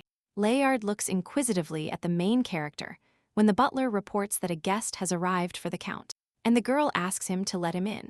Edward appears in the doorway, greets Lewis, and tells her that he has come to pick her up. The count looks bewildered at the Archduke, who approaches the girl and greets the man. Layard watches how Edward has a pleasant conversation with Lewis, taking the heavy suitcase from her while she explains that there are not many things in it. He tries to stop her in her desire to talk, when the main character reports that he left the divorce document on the table and asks him to sign it and send it. The girl puts an end by saying that everything is over. Layard grabs the heroine's hand, screams at her not to give in to emotions, and asks her to wait 6 more months. He screams that he loves the girl, while Edward tenses up and asks the count to let go of Lewis's hand. The main character interrupts them, looking down and asking if the man really loved her. He asks not to ask the obvious, because he married her precisely because he loved her. The girl is surprised by this fact and admits that she also loved him. The count replies that he knows it, and that is why he wants Lewis to wait 6 months. When the main character took the sword, she realized that this was a person to whom she should not even point a sword. Lewis says with an indifferent face that she has decided not to love Layard anymore, thinking to herself why she made such a simple decision now. This person was someone not even worthy of lifting a sword. Layard still approaches holding the main character's hand, trusting that she will not let him go so easily. The girl replies that it was not easy for her at all. Every word he said to her, and every sound of his breathing, was not easy for the heroine for a moment. The man's hand trembles, and he asks her to wait 6 more months, promising to give her whatever she wants. Lewis pulls her hand away and lets him go. She turns around, leaves and says goodbye, that it is already too late and says goodbye. The hero is left alone, bewildered and angry at being abandoned like that. Meanwhile, Lewis asks Edward for forgiveness, because he had to participate in all this. But the man asks her not to apologize, asking how the girl's wrist is, because the Count grabbed her tightly. The main character notices a wound on her finger and wonders where the cut came from. The girl explains that she cut herself on a rose in the garden, and the man offers to treat the wound in the mansion. She smiles and agrees to treat the wound, while Edward asks her with interest if she released the birds. The girl nods, suggesting that they are now flying freely in the sky. The main character was glad to have let them go before it was too late. At that moment, Layard, furious, goes up to the second floor, perplexed how it is possible that his girlfriend also abandoned him. Lewis. He expected that this sudden proposal would confuse her, and that in 6 months her anger would subside and change her mind. The man recalls her words. Every word was not easy for the girl to grimace in pain. The hero furiously repeats in his head the words that everything is over. Layard grabs the railing of the stairs, thinking that the heir to the throne is to blame for everything, because he stole his innocent wife. The Count shouts that it was the Archduke who spoiled his wife and took advantage of her. He thinks that the girl will just wander around for a while and will not be able to change. Layard opens the room and freezes, looking at everything with a surprised gaze. The room where Lewis lived for 2 years was completely empty, and there was nothing to indicate the girl's presence. The man does not understand how it can be so cold in the room and sees an open window when he approaches it. He looks closer and sees a canary, remembering that yesterday the servant said that Lewis had brought birds. It seemed that they were the same pair, but only one bird remained in the cage. The hero abruptly closes the cage, frightening the bird. He wishes Lewis does not go too far and regrets it later. Layard is confident that she will return to him in any case. A little later, the Count sits alone at the table, having lunch. He sighs deeply, spins the glass in his hands, and does not understand why he acts so strangely. His thoughts are interrupted by a servant, who informs him that a letter from the imperial family has arrived for the Count. The man opens the letter, running his gaze over it and becoming even gloomier. He throws the letter on the table in anger. Layard, irritated, promises himself that this time it will be the last. The next day, he greets the princess by bowing his head to her. The man introduces himself with a sweet smile and explains that he will give her a tour of the castle. Diana immediately asks if he is the married man famous for his unsurpassed beauty in the empire, thinking to herself that it has been a long time since they last saw each other, but he still has the same excellent appearance. The Count does not deny it, and the girl asks him directly if he is trying to seduce her. The heroine stares at him and says that she is not interested in men who have been used and discarded. Layard explains that there was a misunderstanding, and it was his initiative to divorce in order to serve the princess. Diana replies that there are different rumors, while the Count excuses himself by saying that the rumors about him are always half misleading. The man leans towards the girl with a smile and asks if she is interested in knowing the truth about him. Diana smiles and asks if he can prove that everything is as he says. She explains that she cannot stand contradictory thoughts and that, as he says, the couple separated. So in that case, the girl wants to check everything personally and asks if the hero can do what she says. Lewis sits down at the table with Edward, astonished. Even though a week has already passed, new rumors appear every day. The main character advises her to refrain from walking for her own mental health. The girl says that she needs to prepare for the trip by training at the training ground, and she is also thinking about looking for a new home with the money earned in the swordsman competition. The main character invites Lewis to look for a house after returning from a walk, since if she buys it now, the girl will simply leave it empty. The girl agrees that it is a good idea and decides to remain indebted to Edward a little longer. They are interrupted by a servant who enters the room and hands the letter to the man, while he assumes that it is an invitation to a banquet in honor of the princess. He opens the letter and finds an invitation for Lewis there as well, after handing it to the surprised main character. The girl wonders if not only members of the imperial family are invited to the imperial banquet. and aristocrats, and if she is no longer an aristocrat. Edward says that this rarely happens, but this time an exception was made, and the heroine was invited as the man's companion. Apparently, the princess's influence came into play, which the Archduke does not like. He asks if the girl would mind going, even if the princess and heroine of the occasion, Louise, will become an object of gossip and will also receive a lot of attention. And most importantly, she will have to meet Yard again after the divorce. The main character looks at the man, thinking that there is no need to give the Count so much importance anymore. In any case, his companion is now Edward. Louise is interested in how the man feels, since Princess Fendella will be at the banquet, to which she only receives an inquisitive look. She explains that her first love is Princess Diana, while the man freezes in shock, and asks where the girl got this information from. The protagonist says that her mother used to talk about this. The woman often read newspapers and believed that the characters got along well. Edward resolutely denies everything, assuring that all this is fiction and provocation, because newspapers often publish such nonsense. Edward and Diana are the same age, and in childhood the relationship between the crown prince and the princess of a neighboring country became the basis for rumors. Another reason for gossip is the frequent time they spend together. Even then, Edward complained that they were always misunderstood when he and the girl discussed confidential matters. As children, they secretly ran a business and planned to monopolize the supply of medicines to merchants. To think that these rumors and misunderstandings will end up in the newspapers, Edward explains that he and the princess simply have known each other since childhood.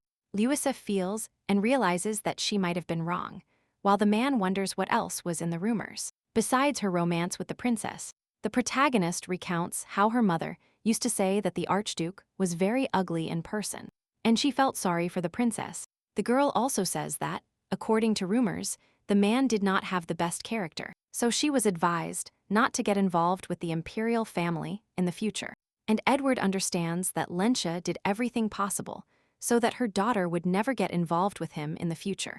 The main character thinks and remembers the princess, thinking about how she immediately realized that something was wrong. The girl smiles, immersed in her reasoning and moved that the Archduke, like her, has a childhood friend. At the same time, Edward silently asks Lentia for forgiveness, because despite all his efforts, his daughter turned out to be very closely related to him. The man asks the heroine if it is true that her maiden name is Servinia. She nods and replies that she heard that this surname comes from a line of healers in the imperial family, and that her father also worked in the imperial family. The girl suggests that maybe Edward heard the name Alien de Servinia, but immediately smiles and says that it is a common name and that the man probably doesn't know it. The Archduke, surprised, says that of course he knows that name, because her father was the best of the imperial family's healers. Louis asks again, surprised, remembering that he never said he was an aristocrat. If you think about it, the girl's father said that if something happens, she needs to take the brooch and go to the largest hospital in the region. Edward explains that all this is because most of the healers in the empire studied at the academy, run by the Serbia family. He believed that the man died while killing the dragon, but apparently this report was deliberately false. And that's why the hero is now very surprised. The main character asks him if he knows what happened after that, because now she became interested in the situation of her family. The men reply that after Louis's father left, her younger brother became the head of the country, and his son took over the status. The heroine asks him if he is working now, to which she receives a negative answer. The Serbinia family no longer works as healers for the imperial family, and she has completely stopped appearing in secular society. The main character talks about the execution of aristocrats on the day of the death of the previous emperor, where the head of Serbia was. Louis asks surprisedly if her family supported the uprising since they were executed. In response, Eduard trembles, explaining that people say that it was an accident that this tragedy happened to him because they fell into the hands of traitors. The man says that now, after the change of power, they completely stopped going out. They left the capital and visited their possessions. Serbia's possessions are located at a fork in the road, instead of the hero's expedition. So the Archduke offers to look there on the way. The girl agrees because she never really thought about her origin, but now there is a reason. Servinia is a relatively common surname, and since she grew up in the Perils Forest, the girl naturally believed she was a commoner. the surname of the heroine's family, which her ex-husband considered too insignificant, and her father was the head. The girl resolutely says that she is waiting for the imperial family banquet. There is no one else whose opinion is hers. Later, Filio complains because she cannot believe that Edward asked her to sew a new dress for him in just 2 days. The main character praises him, while the man rubs his mustache. A little embarrassed, Louis comes out of the fitting room praising the dress and twirling in it, asking for the men's opinion. Filio runs to the girl. She tells her that the dress suits her very well and praises her own work. Edward freezes in admiration looking at the girl and is speechless. The main character asks again if she likes the dress when she realizes that she needs to answer. The man gets up, approaches the girl and takes her hand, telling her that it suits her very well. And the protagonist smiles, replying that she didn't even think she would wear a new dress. Edward explains that this is an imperial banquet, to which she will attend as his companion. Obviously, he must do this for her. The main character asks Filjo to bring suitable jewelry and shoes, while the man is happy to have seen such emotions on His Highness's face. The princess's welcome banquet arrived, and the main characters got out of the carriage in luxurious outfits. Arm in arm, as soon as they appear, people immediately start whispering that this is the first time the girl has gone out into the world after a divorce. People whisper about Layard and Louis, while the heroes simply go to the banquet. The protagonist exhales and tells her interlocutor that she seems to have gotten used to being a clown. Louis jokes that she wonders what the life of a celebrity is like, while Edward laughs at it. The girl overhears girls talking nearby and remembers her surname that the Servinia family has not appeared in secular society for a long time. People kept whispering, while Louis was surprised that they knew more about her family than the main character himself. The girl remembers something important and decides to tell Edward about it, telling him that she already met the princess. She says that she accidentally bumped into Diana on the way when the girl was looking for where Edward's residence was. The main character expresses the desire to share a conversation with the girl, because last time she was not very friendly. Louis says that she is also interested in knowing what Edward was like in his youth, while he frowns. Finally, Princess Diana Rodseferdel comes out of someone's arm.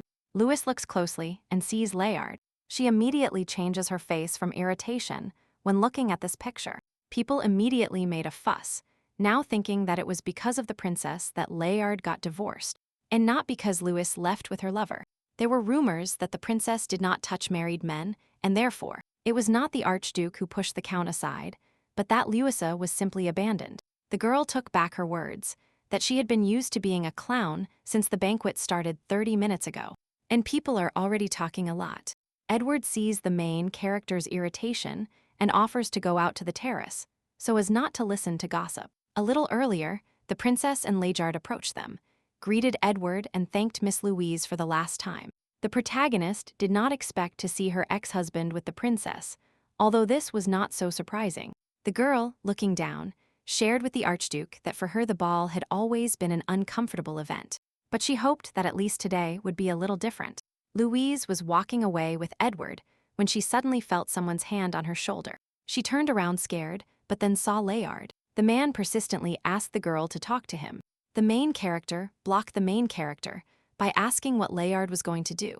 When the man briefly replied that he needed to talk to his ex-wife and asked His Highness to step aside, Edward stepped aside and asked Louis to decide whether to go with Layard or not. The girl, seeing all this, sighed and agreed to go meet the hero and talk. They go out onto the balcony, remaining alone, while Louis asks to immediately start with the point so as not to waste time. Layard realizes that he gets along well with the Archduke, and the girl sharply replies that this is exactly the case, and that now everything is much better than before with Layard. The man, without saying anything, looks at the mysterious black bracelet. A little earlier, Diana asked to prove that the hero had completely broken up with Louis, and she gave him the bracelet, telling him to wear it so that he could hear what the ex-spouses were talking about. The man starts the conversation by apologizing, under the protagonist's surprised gaze.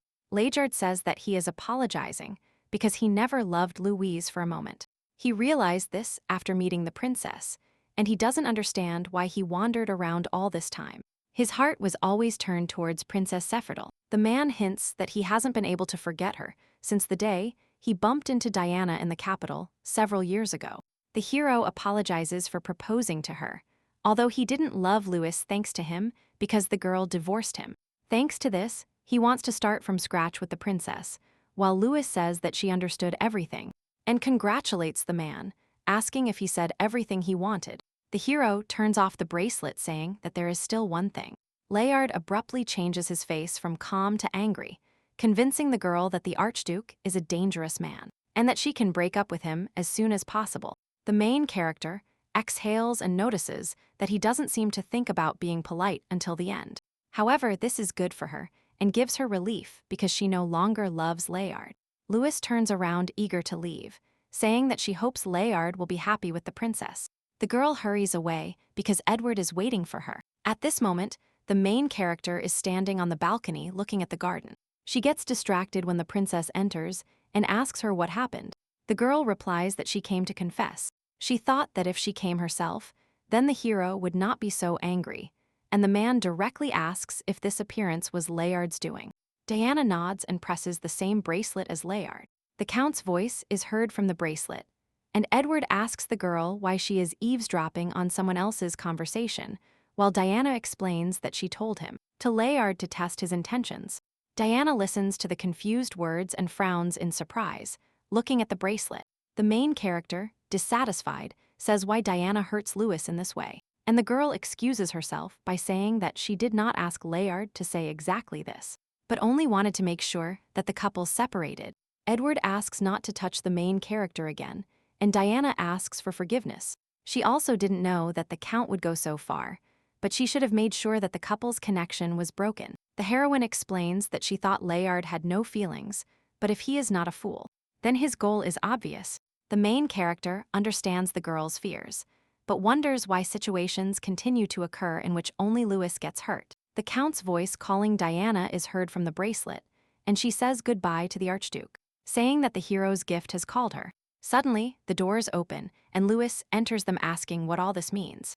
The princess and the Archduke startle, looking at her surprised. The main character frowns and asks why they are talking about her, and why they are eavesdropping on a conversation with her ex-husband. Diana replies clumsily that apparently she will not be able to make excuses. The girl decides to explain that this was done to make sure that there is nothing more between the ex-spouses. Diana asks for forgiveness and Louis appeals, and says that she does not regret her relationship with Layard. The main character wants to hear the rest of the story from Edward's mouth, so she asks Diana to leave her alone with the man.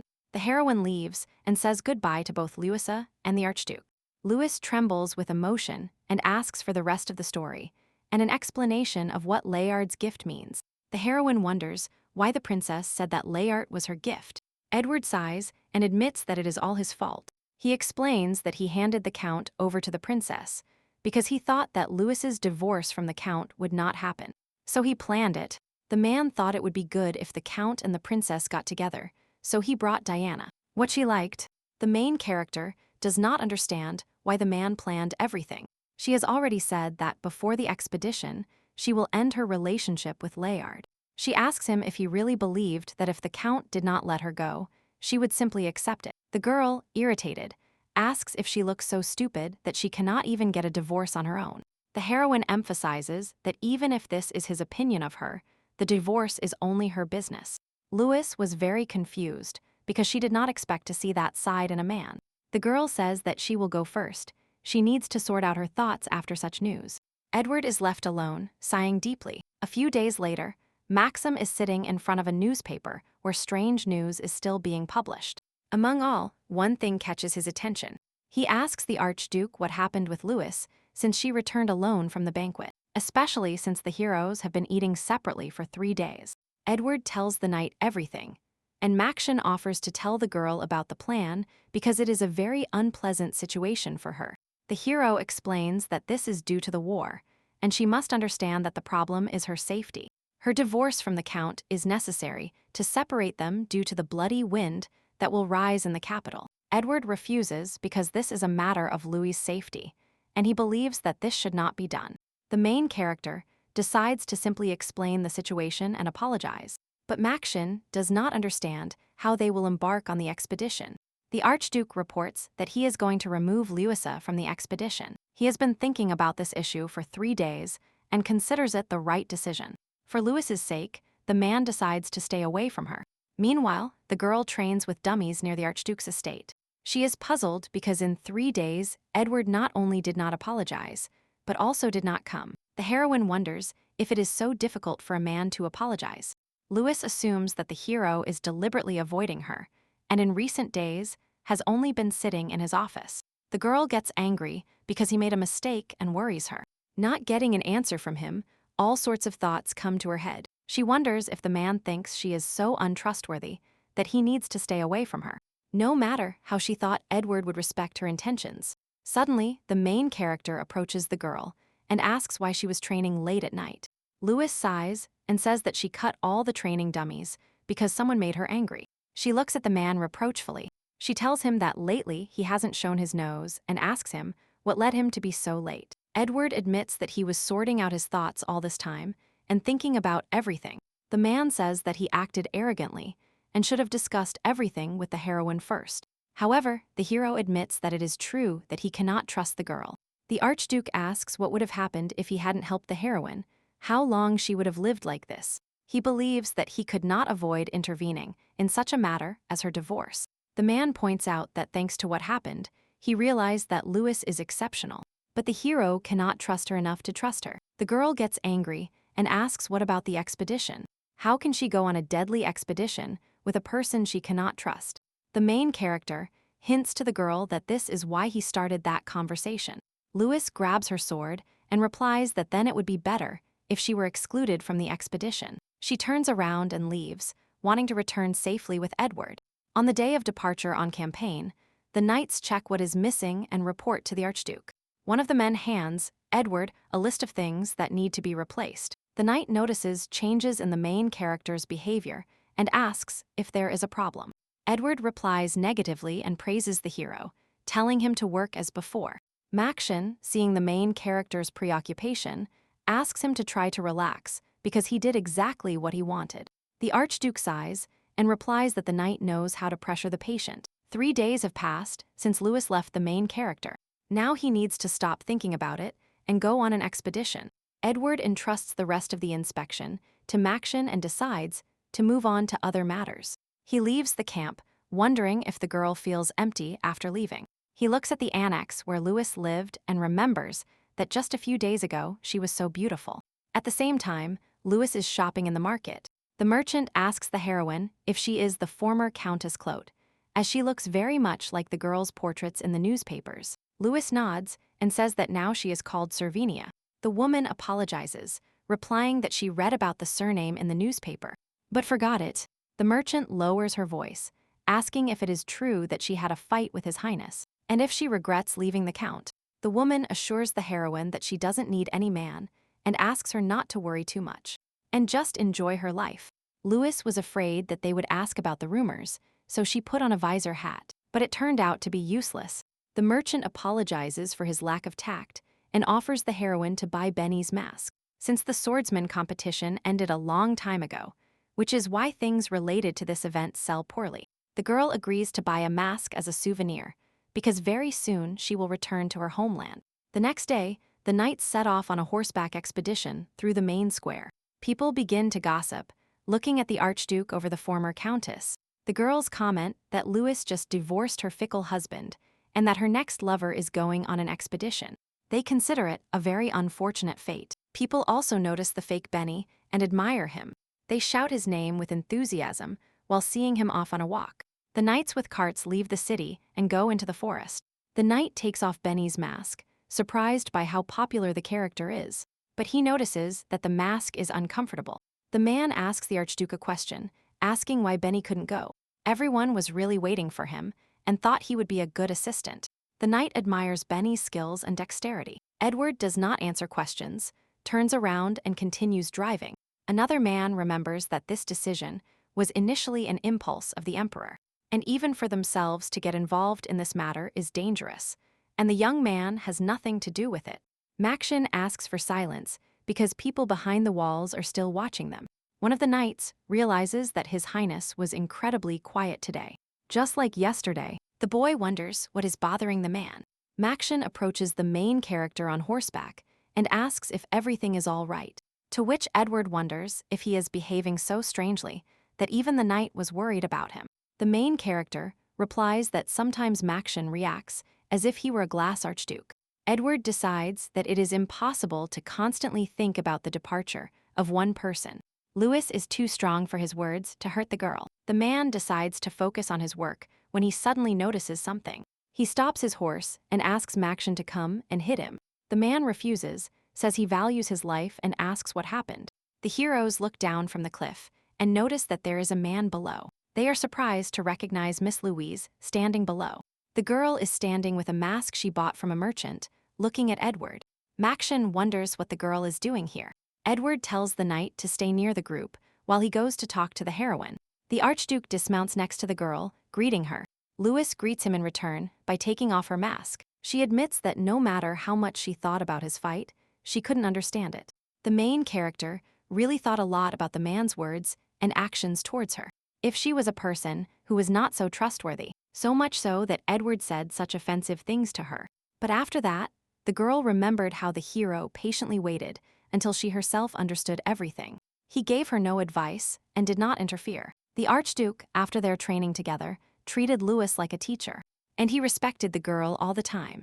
Edward replies that he is simply not the type of person who only has good things in him. The protagonist explains that in the capital, she lived like a flower in a greenhouse, and asks if the man really thinks she knows nothing. Her ex-husband fled to the emperor at any moment, every time he called him, and Lewis is aware that Edward is the heir to the throne, whom the emperor exiled to a mortal place. The girl believes that Edward opposed her participation in the expedition and diligently tried to divorce the heroine because he feared for her safety. The heroine thinks that the man deliberately pushed her away due to his anxiety. The main character asks if everything he said is true, and then, why did he come here? Because he could be in danger. Lewis says she wants to be close to Edward. Raising her sword, the girl realized that she still wanted to protect the hero. She asks him if Edward can trust her, because she will offer all her strength to protect the man. The Archduke hugs her, nodding. The hero asks why the girl risks staying by his side and admits that he is happy, guilty, and grateful at the same time. The man apologizes to the girl again, while she replies that nothing can be done. The main character asks to be allowed to participate in the expedition and to wear Benny's mask again. Edward agrees thanks to the girl. He admits that he made a mistake when he hurt Lewis. The girl promises to forgive the man this time, but points out that she will not give him that chance again. The heroine asks him not to push her away anymore by causing her pain. Now Edward is thinking about how to explain to Lewis to the squad members, and the girl has an idea. Maction and the other knights look ahead in surprise, not believing what they see. In front of them, the boy introduces himself as Benny and says that he will also participate in the expedition. Maction remains in shock while all the other knights bother Benny with questions. He looks at Edward bewilderedly, while the man explains that all this is Miss Louise's idea. The main character casts the same spell as on the pipe, and for a while she will look like a common man. And current, the man offers to greet when the squad reaches the nearest village. But for now, since there are not enough horses for Benny, he will travel in a cart. The main character asks Maction to load Benny's things onto the cart, and tells him that they will buy the boy a horse on the way. The heroes talk in whispers, and Lewis explains that for now she will travel in this form, because everyone knows her only as Edward's lover. The knights might think that just a couple of lovers burst into a sacred expedition, and they will lose all their trust. Maction points out that it is strange to see a man's face, a man's body, and a man's voice in a friend. Lewis gets into the cart, and Edward asks for forgiveness for not putting her on the same horse as him, because to others the girl looks like a man, so it would be strange. The main character assures that everything is fine, and wonders if the Archduke is spending too much magic on her, when the man replies that no, and that in any case it was a necessary formality. Maction interrupts their conversation, asking how long Lewis will remain in this form. The main character replies that she will hide until she fully demonstrates her skills. Edward gets back on his horse and announces the departure of the detachment.